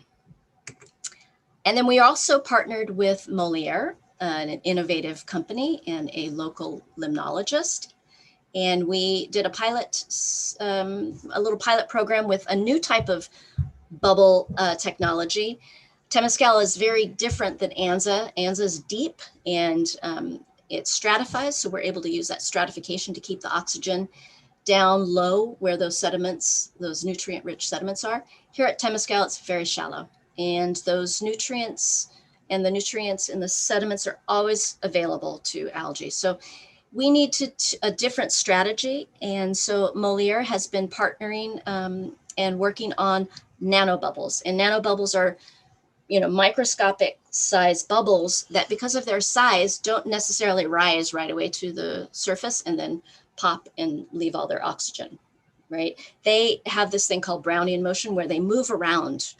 And so they disperse and will actually create an oxygenated environment in an area that it's much more difficult to create. So we did a pilot program for several months. We saw really positive trends of oxygenation in the water column and also phosphorus attenuation. So again, this is a pilot and we've decided to extend it because we need a little bit more time. There are cycles throughout a growing year, and we want to make sure that these nanobubbles are really the thing that's causing these positive trends for us, and it's looking promising. Now, that won't completely solve all of our problems at Temescal. Really, dredging is the ultimate action that needs to be taken, the ultimate cultural action. So we do anticipate some future alum applications that will be needed in conjunction with the oxygenation, but hopefully substantially fewer in the future, as long as we can keep the lake more oxygenated. Ecological function, as I mentioned, you saw the picture of the cute little shorebirds. We work with wildlife biologists, and we help create a low vegetation environment for nesting shorebirds, where that way they can nest successfully. Riparian enhancement in Leona Canyon, I mentioned that earlier. Shoreline restoration continues. We are heavily involved in the invasive hybrid Spartina project, as well as pepperweed along the shoreline in Point Pinole in support of the endangered birdsbeak population reoccurring. And then Alder Creek, also known as McCosker Creek, we were pretty busy with vegetation management, and we'll be busy with maintenance of that restoration project, as well as the Huckleberry Creek restoration maintenance. You can do lots of restoration, but if you don't control the weeds, then it's hard for those native plants to get established. Once they get established, they're nice and competitive. But until that time, we gotta give them a good leg up. And then we finished our stinkwort at Lake Chabot and Pleasanton Ridge in 2020, as well as our Oyster Bay Monarch and urban forest creation. We continue to maintain the trees that had been planted, 330 trees from the previous year, as well as keeping that grant and that partnership with Earth Team. And we planted another 33 trees and maintained the coastal sage scrub for monarch habitat. This is just a quick overview of what it looks like at Point Pinole for the perennial pepperweed treatment. You can see in 2019 in green are the different shades of green. That was our 2019 distribution of pepperweed. And then 2020, what we treated was in blue. You can really start to see things really, really get smaller and tighten down and become less dense. So that's a great, great feeling project to see that stuff go down and get smaller and smaller. Ecological function at Cape Ivy in Leona Canyon. We're fortunate to have a very selective herbicide that targets asters, and Cape Ivy is an aster. So you can see we can utilize this herbicide that is highly targeted and apply that to the Cape Ivy and not affect all the native blackberry in Leona Canyon. So we leave that canyon much more native, much more diverse, and increase its function for all types of insects and animals. Oyster Bay, you can see some of our trees, our most recent trees planted. This is a project that is still under construction, and so we continue to support that with vegetation management as well as habitat creation. Pathogens, so back to our triangle, prevention is super duper important. And we now know that we have been in Bay Area wide, pathogens have been introduced into restoration projects as well as landscaping adjacent to our parks. So our division, the ASD or Acquisition Stewardship, and D, suddenly I've forgotten what D stands for. I'm sorry, D. They commit. Development. Thank you. Development. So logical. Acquisition, stewardship, and development commits to clean plants. So utilizing only clean grown plants in nurseries that commit to phytophthora-free or pathogen-free planting or growing practices. We continue to work on nursery vetting and a contract grow so that we can provide the rest of the district with clean plants. And best management practices for the dieback. So we have a number of areas in the district where we have a lot of trees dying, many different species. So we're working with researchers and scientists to develop and pass out that information on what are the best measurement practices so that we reduce the spread and slow the spread down of any potential pathogens that may be involved with this dieback event. Healthy forests. So we're really kicking into gear and doing a lot of invasive work in our healthy forests areas and the areas in the wildland urban interface where we treat woody vegetation so that we can create a much more defensible space for our neighbors. We're being very proactive and targeting weed treatments and supporting that native vegetation that's out there already. Looking at the 2020 Bay Area dieback event, again, prevention is going to be key. You can see from this shot, this is from the air, that's Anthony Chabot, and you can see the big swaths of eucalyptus and some pines that have show lots of dieback and maybe some mortality.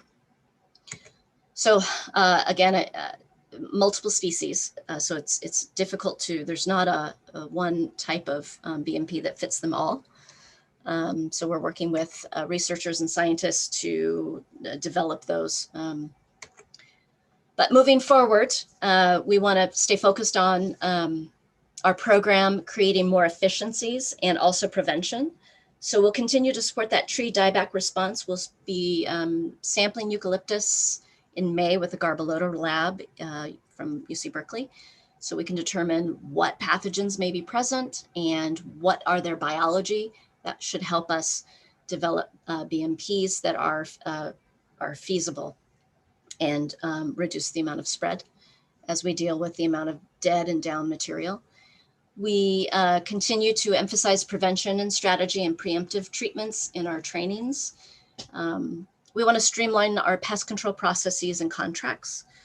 We prioritize our county noxious weed control areas and strategies and try to tighten that program up. Get some mapping done with interns as soon as we can get our interns back. We want to support and guide prevention practices with a safe planting and park hygiene so we don't introduce new pathogens into our parklands with our activities. And then continue to roll out those IPM park plans and giving staff additional support with that. And then we want to support our grazing program by helping develop rancher BMPs or best management practices, and then also work with the county agricultural departments and produce an integrated pest management applicator program for our ranchers. So those are some of the directions that I hope that we'll get through this year and maybe next. And that's all I've got for you folks today. If you have any questions, I'd be happy to entertain them. And I just want to thank you for your patience and your interest.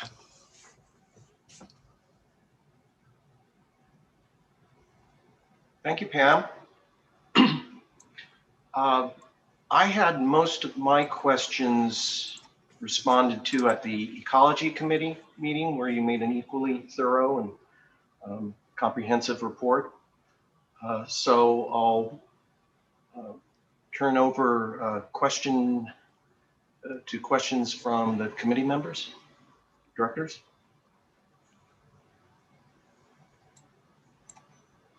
Director Waspy. Well, I too was at the ecology committee meeting and heard this incredible report. I'll say the same comment I did then. It's amazingly professional. Having been a member of the ecology committee in 1978, I think the founding, we've come an awful long way. And I'm very proud and happy that we seem to have embraced the difficult task of removing glyphosate. I think it was the right thing to do. And I think we're doing a lot of great workarounds and still being able to handle invasive plants, which was never anybody's idea when we said we wanted to ban glyphosate. I'm glad we're finding other products. I'm glad we're using it where we need to use it. And I'm really proud of the exceptional work you guys are doing at IPM. So thank you very much. Thank you, Director Waspy. Director Lane. Yeah. As always, I think this report is really a fascinating one, and over the years, I appreciate the efforts that everyone has made to make the report more understandable to the public, and I very much appreciate that. I have a question on the whole tree mortality. I think one of the things that you talked about was, well, you mentioned was trying to figure it out district wide, but are you saying that we are beginning to have these huge numbers of trees dying in all of our parks? I've heard, primarily about, Anthony Chabot and the Western parks, but are we finding the same problems as you go east? That's a great question, Director Lane. Yes and no. So we do believe, most researchers and scientists feel very certain, that the primary driver for this dieback is drought, extended drought after a very good couple of wet years, which is critical for the pathogens to reproduce, and as well as pest species, insect pest species. And then we also had last season in the fall, we had a couple of heat waves.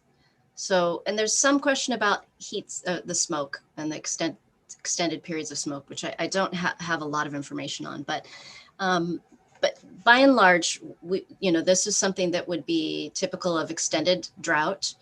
And we also have trees that are planted in dense plantations in some places, and many non-native trees. So we are seeing it throughout the district, north to south. And we are also seeing, as you move further east, there's fewer forests, right? There are different characteristics, different types of forests, different forest communities.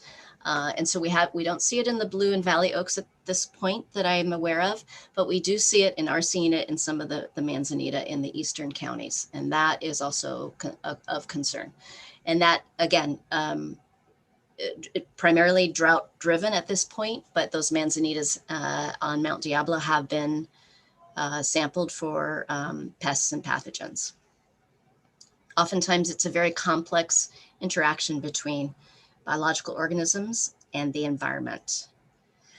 In this case, because we have so many different species involved, we know that we have beetles that are causing the demise of the pines. This is confirmed. With the acacia, we do know now that there are different fungi that are involved, and we know a little bit about their biology. Currently, the sampling of eucalyptus will begin in May, and we'll see if they're the same or different. And then manzanitas, again, hopefully we'll find out more about that soon. So does that answer your question, Director Lane? At this point, we don't see the same type or the extent of dieback, but we are seeing it happen in manzanitas. Yeah. So I guess I would just add, Matt Grawl, Chief of Stewardship, that we're seeing the largest diebacks in a few isolated parks. I mean, Anthony Chabot's one where we have the eucalyptus plantation there, and similar things in other areas of eucalyptus and acacia plantings. So we're seeing these larger areas. but those are only in a few parks. But we are seeing this sort of vegetation stress in these other areas, so that we don't have large areas of dieback in all parks, but we're seeing stressed vegetation in many and starting to really watch that in other areas. And we've regularly reminding staff and through other meetings, just if you're noticing things, make sure IPM and fire are getting notified, because we're trying to really track and map all of these areas and create good records where we're seeing the larger areas develop. Thank you. I've been aware of significant die-offs in Briones, Matt. Am I off on that? Yeah, that's accurate. I wasn't giving a comprehensive list. So yeah, we're starting to see some areas at Briones in that similar region. I can say like along San Pablo Reservoir, they have a lot more pines on East Bay Mud property. So they're seeing a larger impact to the pine species, but we're seeing the same thing in other parks. It's just sad, and it should be emphasized. We're living with the impacts of climate change on our environment. Yeah, it certainly appears that way. And, we've got to work at it on a national, regional, and local level any way we can. We're working on it. Coca, any requests for public comment on this agenda item? I believe there is, but before that, I just wanted to call attention that Amelia Marshall put a question in the chat. Yes, she wants a product reference. Yes, pretty much. I can contact her. I'll contact her and let her know that the product that we use, you have to be a licensed contractor to be able to. You have to have a license to use that. Okay. So it's not widely available. Sorry, Amelia. But yeah, I do encourage you to work on that Cape Ivy. And then we got a request from Melissa Clack, but I wanted to confirm, Melissa, are you here to comment on this agenda item? I am here to comment on, I'm not quite sure, it's square peg round hole situation, I think, with regards to what I wanted to bring up. And it might have to do with the next agenda, but I'm not quite sure since how you guys operate internally. And it has to do with predator exclusion fencing. So this hasn't got to do with pesticides, but it does have to do with pests and predator. That'll be under public. We'll make time available for you under public comment at the end of the agenda. At the end. Okay, thank you. Any others, Coca? I don't think there's not on this agenda topic. All righty. So our third and final agenda item is another information item. Review committee work plan for 2021. Presentation by Matt Brown. Coca, will you put the agenda on the screen? I mean, the work plan, I'm sorry, the work plan for the rest of the year. Yeah, thank you. Okay, so I'm just going to real quick read through it and give a quick overview of what we're planning for the next meetings for this committee. And the first two, obviously, we've had the meeting on February 25th, and today's April 7th. So as you see there, those are the topics that are covered. And then so for the next meeting, we're going to do a more focused update and assessment of the tree die-offs in regional parks. So we will go over more of the mapping and talk about some of those more serious areas. And as Pam, we're hoping we'll have some of that data on eucalyptus. We may not have that then, since the sampling is just happening in May, but the science is quickly evolving on this. And we're working a lot to look at funding and look at how to create options to do some of this work while we're doing other work. In cooperation with the fire department. So we'll have a presentation with more details for you in June. And that's something we may want to see regular updates on that as things progress. We're also working on a proposal in partnership with UC Berkeley students and a group on pollinator protection and protection of plants, and also encouraging pollinator species like bees and things like that in our parks, and making sure we're doing enough to manage that and protect that vegetation. And so we'll be making a presentation on that. There's a Save the Bees group we've been working, and they've been talking to Director Rosario. And so we've had several meetings, and we're working on a draft protection policy that we'll present to the committee in June. And then we also, as you all know, we've recently hired our new cultural services coordinator. And so, she'll be joining the agency very, very shortly.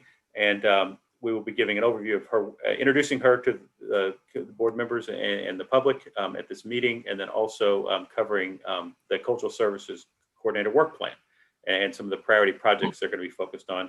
And there will also be another update on archives projects from Brenda on another item that she's working on in June. And then moving into September, we're planning to do an overview of the Park District research permit process and to review typical research projects. That's something we've talked about several times in the committee, and I know there's been interest in the types of projects and the breadth of things that people do on our lands under scientific research. And so we'll just give an overview of how we permit those projects, and then we're going to pick a handful. We'll give you an overview of what the research typically is, and then pick a handful of them to give you a little bit more detailed information on what kind of research is happening in our parks through universities and others. Then also going to give an update on projects in partnership with the State Coastal Conservancy to protect marshes and shorelines. Several years ago, we presented here on the Living Shoreline project at Point Pinole. I believe that was last year, maybe the year before, actually. And so we want to give you an update on that Living Shoreline project, what they're doing, but also give you an update on invasive Spartina. We've also talked about that here, and Pam touched on her presentation, and they're leading that effort on invasive Spartina. So we'll do just an overview of projects we're working on in partnership with the Conservancy.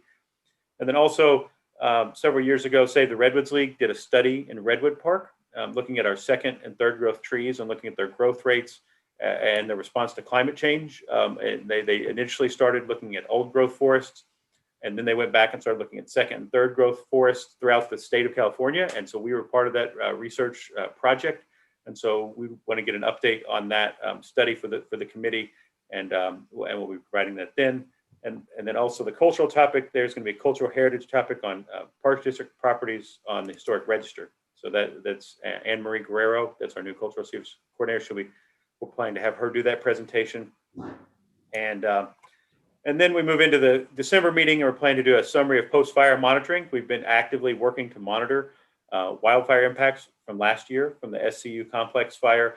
We've got a lot of interesting studies going on looking at vegetation recovery, and also we've been doing some camera studies looking at wildlife usage in those areas, but also we've used some audio moths, which are a unique thing that record sounds of birds and wildlife. And so we're using to compare that with the cameras to get some really interesting information about what's re-inhabiting these areas and how they're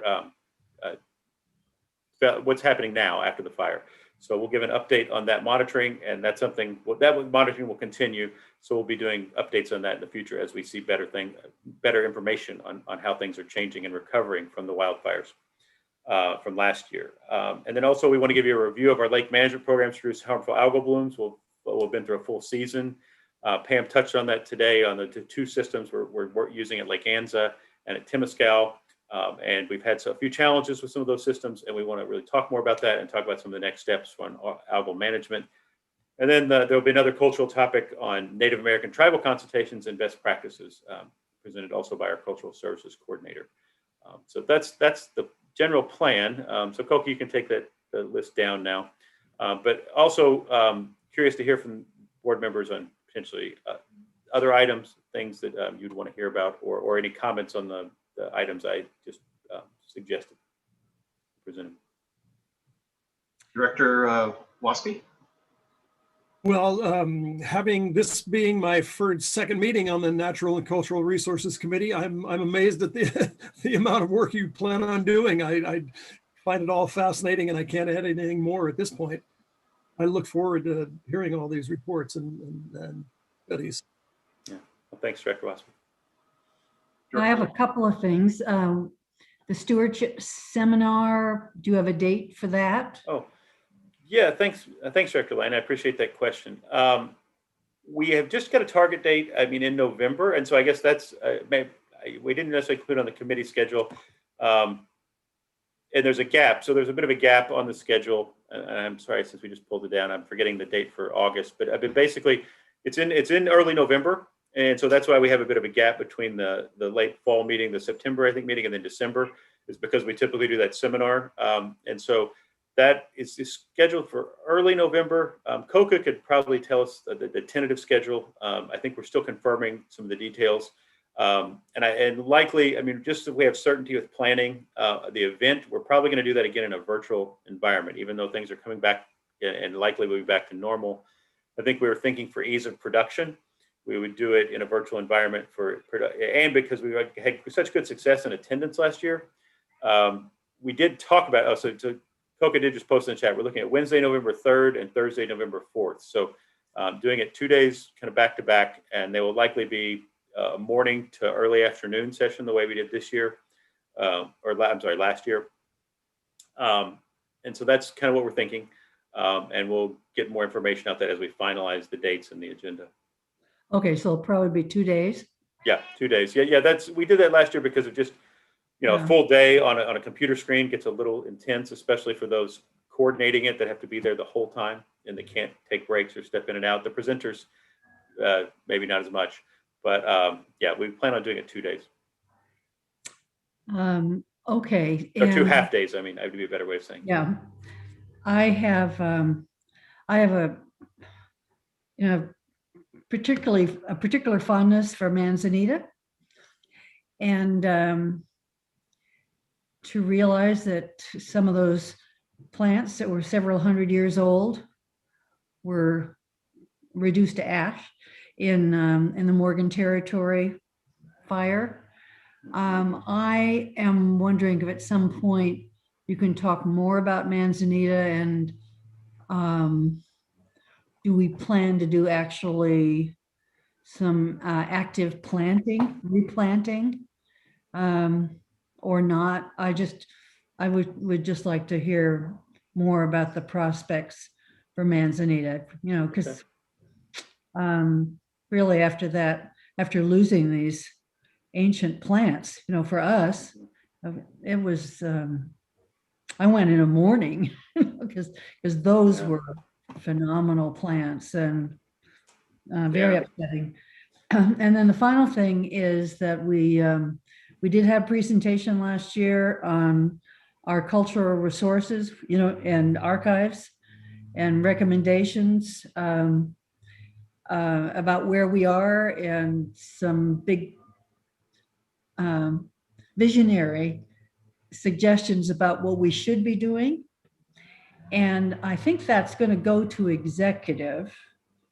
But I would really like to have updates on that for this committee. Okay.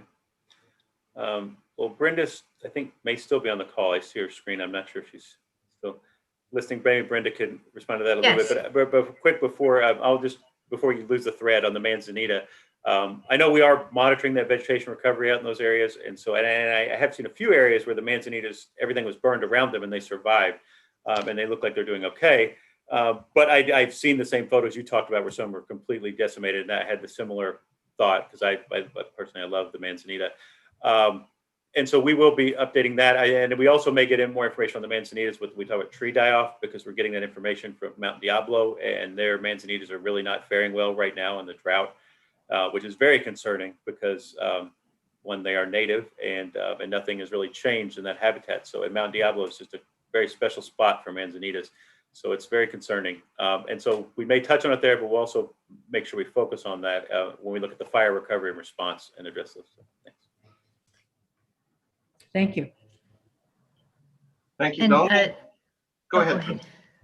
No, I just wanted to assure that, yes, I would love to keep the committee updated on any of the recommendations for the archives needs assessment report. So yes, as when I can be included in the committee meetings, I would be happy to add agenda items if it's okay with the rest of the committee at that time. Thank you. The only thing I would add is, at one point we were promised a committee field trip to the archives, and inconveniently, things got in the way.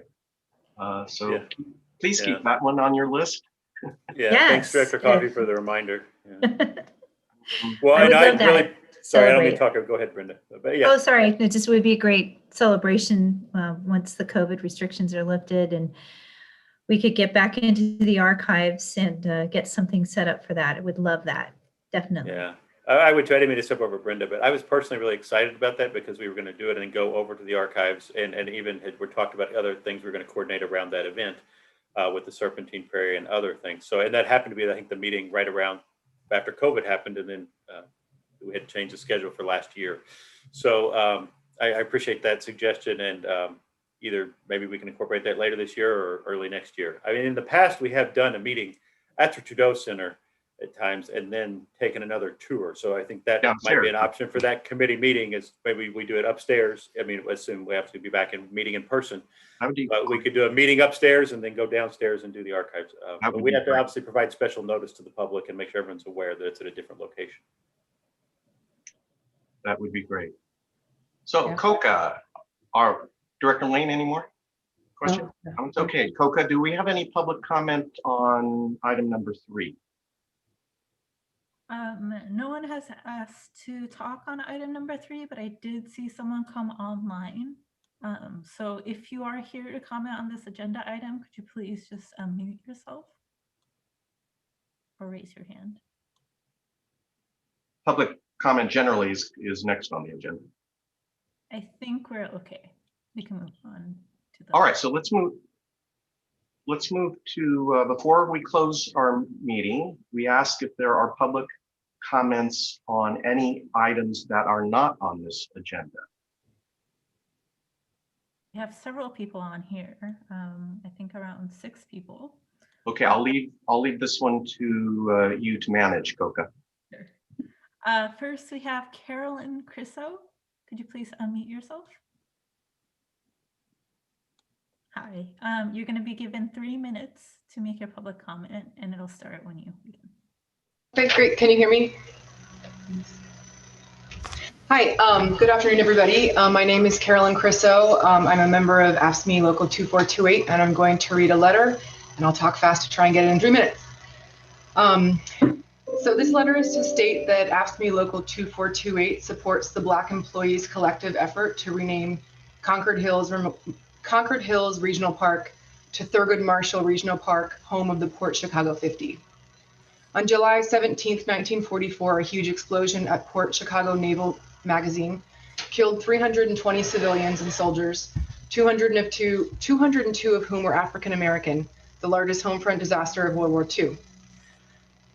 This segregated military base was where many enlisted Black men who had been denied their request to fight overseas were assigned to loading explosives onto ships under unsafe working conditions and without adequate training.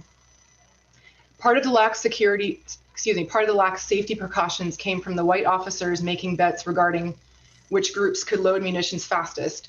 Additionally, servicemen were told that munitions were not active and would be armed later. After the disaster, Port Chicago servicemen were ordered to return to work, loading munitions under the same conditions at Mare Island.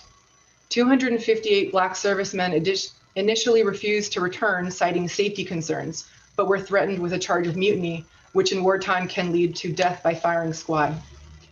In the end, 50 servicemen held out in their refusal, and they were found guilty of mutiny and sentenced to 12 to 15 years of hard labor incarceration. Thurgood Marshall, then the chief counsel of the NAACP, spearheaded an advocacy program that captured the attention of the nation during and after the trial, and was integral to eventually freeing the Port Chicago 50 and paving the way for the desegregation of the U.S. Navy. However, the Port Chicago 50 never received an official exoneration.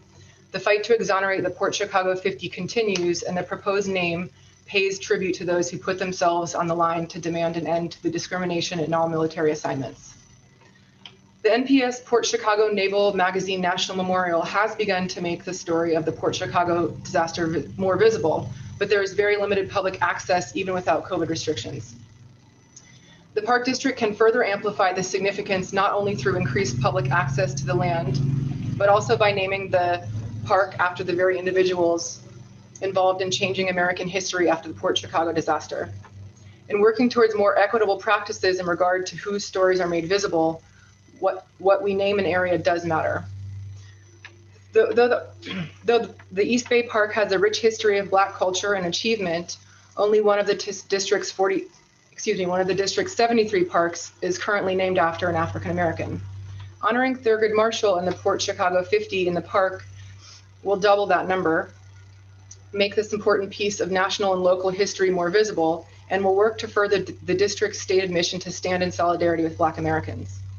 Additionally, the renaming of the Concord Hills Regional Park to Thurgood Marshall Regional Park, home of the Port Chicago 50, would act as a beacon to anyone who looks at a map.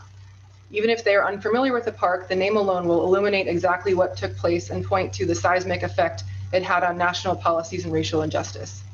Ask Me Local 2428 adds our name to the long list of community organizers and over 700 individuals who support this renaming, such as NAACP East County, Citizens for Historical Equity, Friends of Port Chicago National Memorial, and the United Veterans Council of Pittsburgh, California. We look forward to seeing the story of Thurgood Marshall and the Port Chicago 50 visible on the map of our cultural and physical landscapes. Thank you, and this is on behalf of Ask Me Local 2428.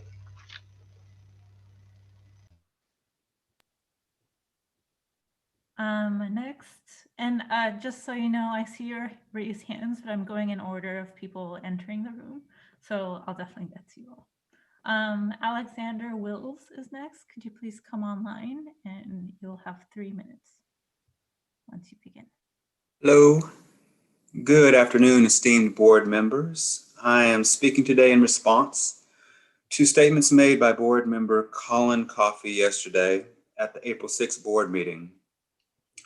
After hearing the letters of support from the community for naming Concord Hills Park Thurgood Marshall Regional Park, home of the Port Chicago 50, board member Coffey expressed concerns about the recommended park name, specifically the use of the word home as it pertains to historical accuracy relating to location.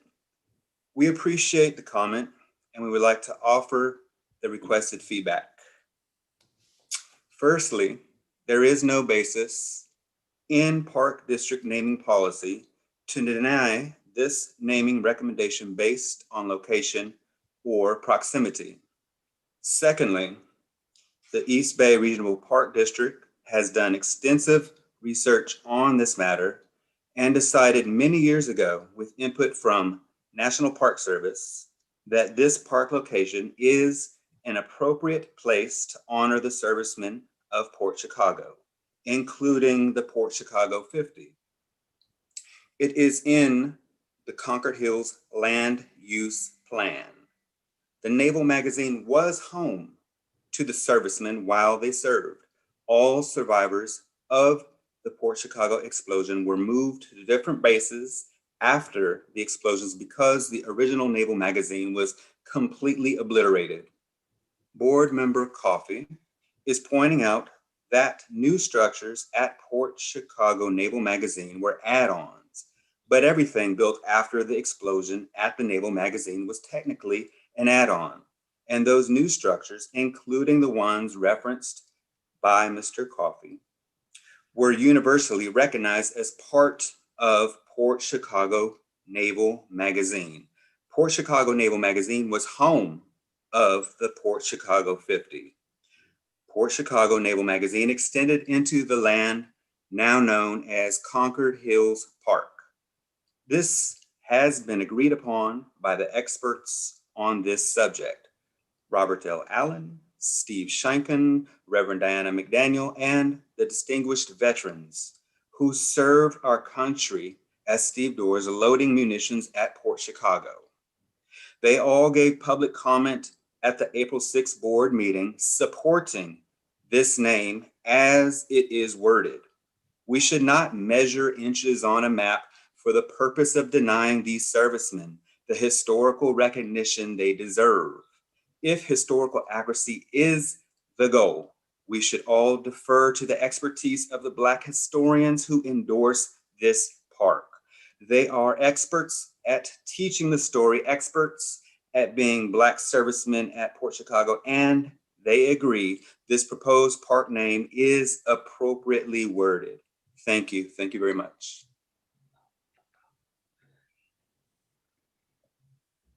Next, we have Louis Thrower. Louis, can you come online? And you have 3 minutes. Good afternoon. Good afternoon, Honorable Board of Directors. Inviting and valuing the knowledge and experience of others, even if it differs from one's own worldview, is called inclusion and diversity. We are extremely grateful Mr. Coffey valued our opinions enough to open a dialogue. His commitment to inclusion and diversity is acknowledged and appreciated. We understand Mr. Coffey's comments yesterday were not just quibbling for the sole purpose of blocking the will of the community or preventing these brave patriots from being honored. Mr. Coffey is earnestly asking for the community to provide precedent for the honoring servicemen with the word home at a location within close proximity of a disaster that killed enlisted men during World War II. To that end, we're providing a concrete real-world example. There are many locations in our country that use the word home to honor our war veterans, but perhaps the most relevant to this topic is the Home of the Brave Museum in Honolulu.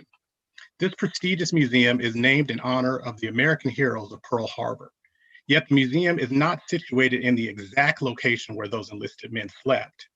It is 8.9 miles away from the site of the Pearl Harbor attack, which, like with Concord Hills, is still within the blast radius of Pearl Harbor. This museum uses the word home directly in its name and has successfully welcomed over 100,000 World War II veterans over the past 30 years. That is precedent. In conclusion, if any board members still believe historical accuracy would be an issue at the future park, I'd advise you to speak with the dedicated and talented interpretive staff of the East Bay Regional Park District and the National Park Service. We have met with the interpretive staff who will be teaching this history, most notably NPS Chief of Interpretation Kelly English and Park District's Virginia Delgado Martinez. These Black professionals are fully capable of teaching this story without any historical inaccuracies. We hope our comments today have addressed all the concerns about the community's recommended park name. If any board members have further concerns or questions, please contact us at info@historicalequity.org. We would love to answer any of your questions. We can also direct you to supporters of the park name who have firsthand experience and wonderful stories to tell about their time serving at this Port Chicago Naval Magazine. Thank you.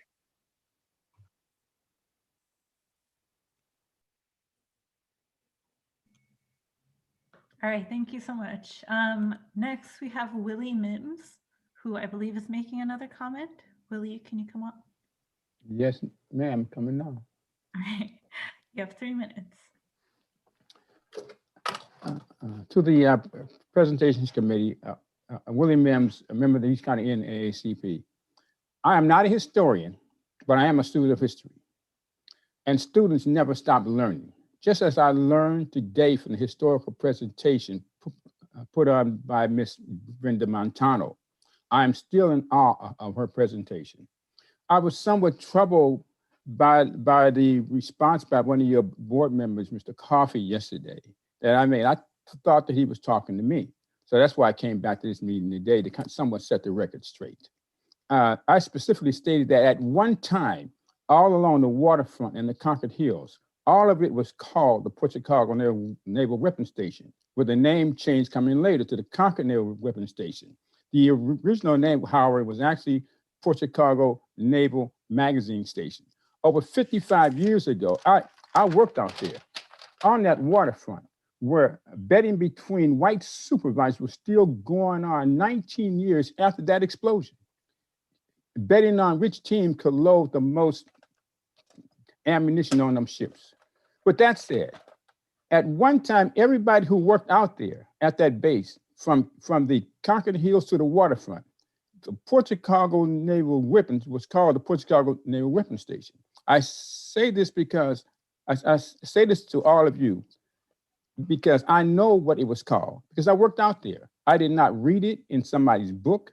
My employee badge read Port Chicago Naval Weapons Station, and that was in 1965. So I repeat again, I tell you what I know, not what I think. In closing, the NAACP stand in support of all those groups supporting the name of the Concord Hills to the Thurgood Marshall Regional Park, home of the Port Chicago 50. And home, and I'll end by saying this, I've heard the word home being mentioned too many times. Port Chicago or the Navy base was not separated by the waterfront or the Concord Hills. It was all one home base. So I'm not sure where this other confusion came in at all. So if you worked on the Concord Hill side, that was still considered as the base. So, you know, hopefully we can clear up this home confusion, because there was only one home, not two homes. Thank you. I'll end with that.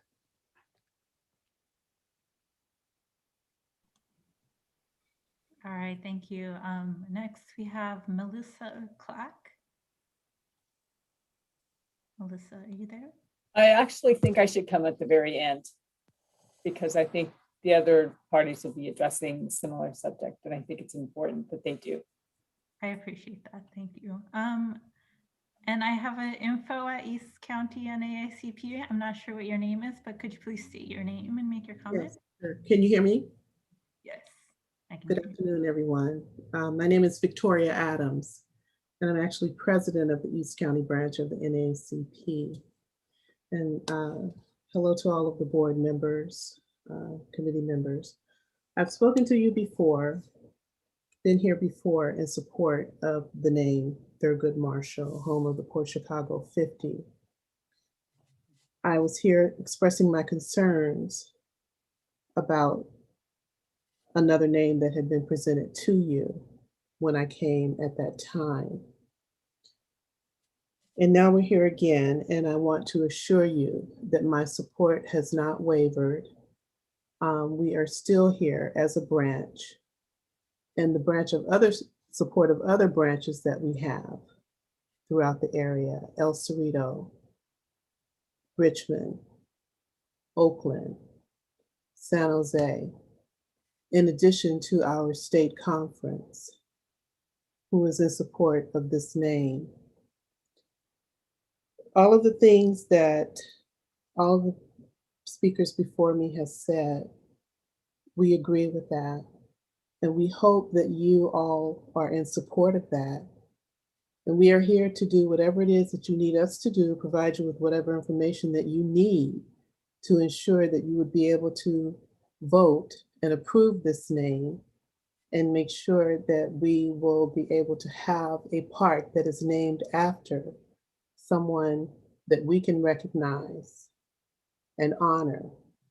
And so again, I am here to tell you that the East County branch of the NAACP, along with our counterparts, again, are here to support the name of the Thurgood Marshall Regional Park, home of the Port Chicago 50, and we would encourage you to support that name.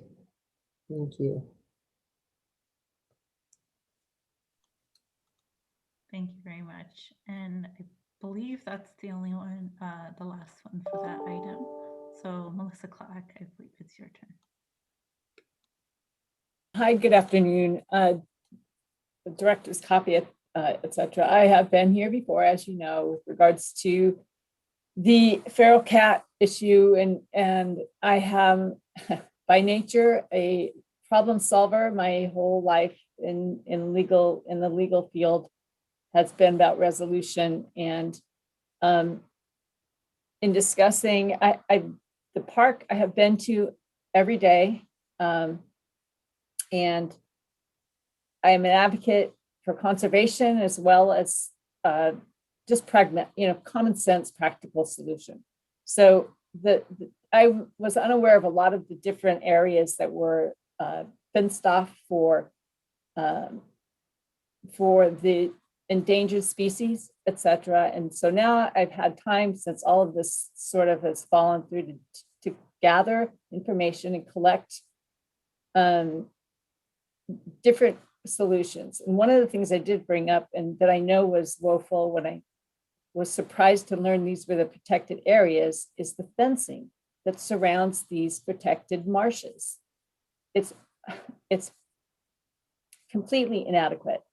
And so in thinking about that, so I grew up on a farm and a ranch, 10 acres, where we had fencing to protect the animals that we had. So it makes complete sense to be able to put up the correct fencing to protect the endangered species. It's really important, after researching about these species as well, to put up the adequate fencing that needs to, it's called, I've looked up, and there's multiple places now that are doing this predator exclusion fencing. I also saw in some correspondence to Doug Bell there at the park from the USDA with regards to the Hayward shoreline. It recommended fencing be improved for these areas in order to effectively exclude predators. And anyway, there's also in the Conservation Science and Practice, there's an article regarding Australian birds that are benefiting from this predatory exclusion fencing. The Pacific Rim Conservation, the Hawaiian Islands have installed this fencing. And there's also New Zealand has done this as well for their shoreline birds. And I am not sure this is the place or how to do this. I would love to speak to somebody directly, if I can, to talk about effectively, it's sort of a win-win situation in my estimation with regards to freeing up biologists from doing predatory management or even hiring a third-party contract. If you can put up predatory fencing and then work with the shelters and the volunteers who are willing to help manage the feral cats as well. So that's my comments for today. And I would love to hear back from somebody. I would wish somebody would contact me with regards to some of this so I can coordinate and or discuss practicalities and who I can work with. Because in my business too, I know funding is something that can be probably obtained. I think that when I read through this, the USDA Wildlife Services had funded a significant amount of the fencing that was installed in a couple of these locations. So that's what I'm reaching out, trying to provide practical solutions to problems. So, and that's it. Thank you. Oka, is that our last request for public comment on items not on the agenda? That was our last request, but I wanted to acknowledge also that we got one email that came in, and it was in regards to the free roaming cat policy that was already provided to the committee in advance of the meeting. Okay, and yes, I read that. I believe there's no other comments. The Director Lane? Yes, I just wanted to say a comment. I didn't talk about the various public comments at our board meeting yesterday, but I think as people know, Concord, the new Concord Hills Park is inside my ward, and I have been involved in the Port Chicago Memorial efforts and communicating about that for many years. And I want to say that I really appreciate hearing from people, from all of you, with your suggestions and your reminders about the way Black soldiers were treated in World War II, set in segregated units, prevented from fighting, which is why many of them had signed up. And of course, the tragedy of July 1944.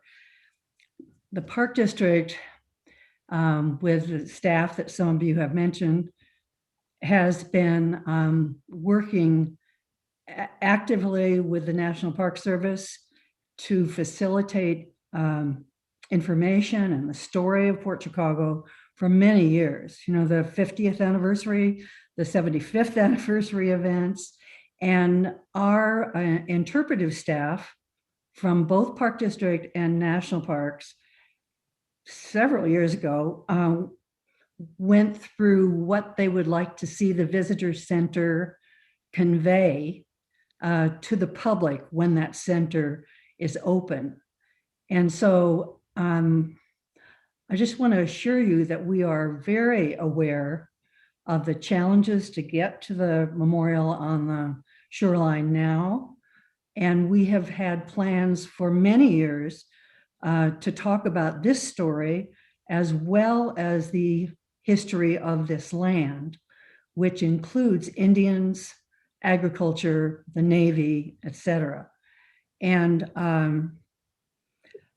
we had several, we did surveys, which we talked about. And I want to say that I think Reverend Diana McDaniels, and the Friends of Port Chicago, and want you to know that she and the Friends have been articulating the importance of telling this story for a very long time.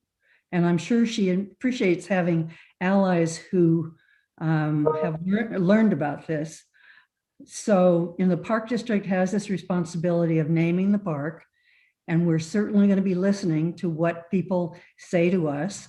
And it will be the story of the soldiers, and it will be the story of the history of this park as well. So, thank you for talking to us. I wanted you to know that plans for this have gone on for quite a while, and that there are some extraordinary stories to be told. But you do need to understand that there are several stories. So thank you. And I just want to follow up that Louis, I believe it was you, had it exactly right. It's a concern, that geographic historical timeline, and I threw it out there to provoke the feedback you all gave today. So thank you very much. That was exactly the reason I suggested it as an issue, and I appreciate that feedback very much. And I look forward to following up with all of you at some point if I can, and and resolving the issue for myself, and that would be very helpful. So it's not on our agenda today, and so if our lawyer was here, we would all be in trouble. So we will need to adjourn the meeting unless there's any other comments from board or staff.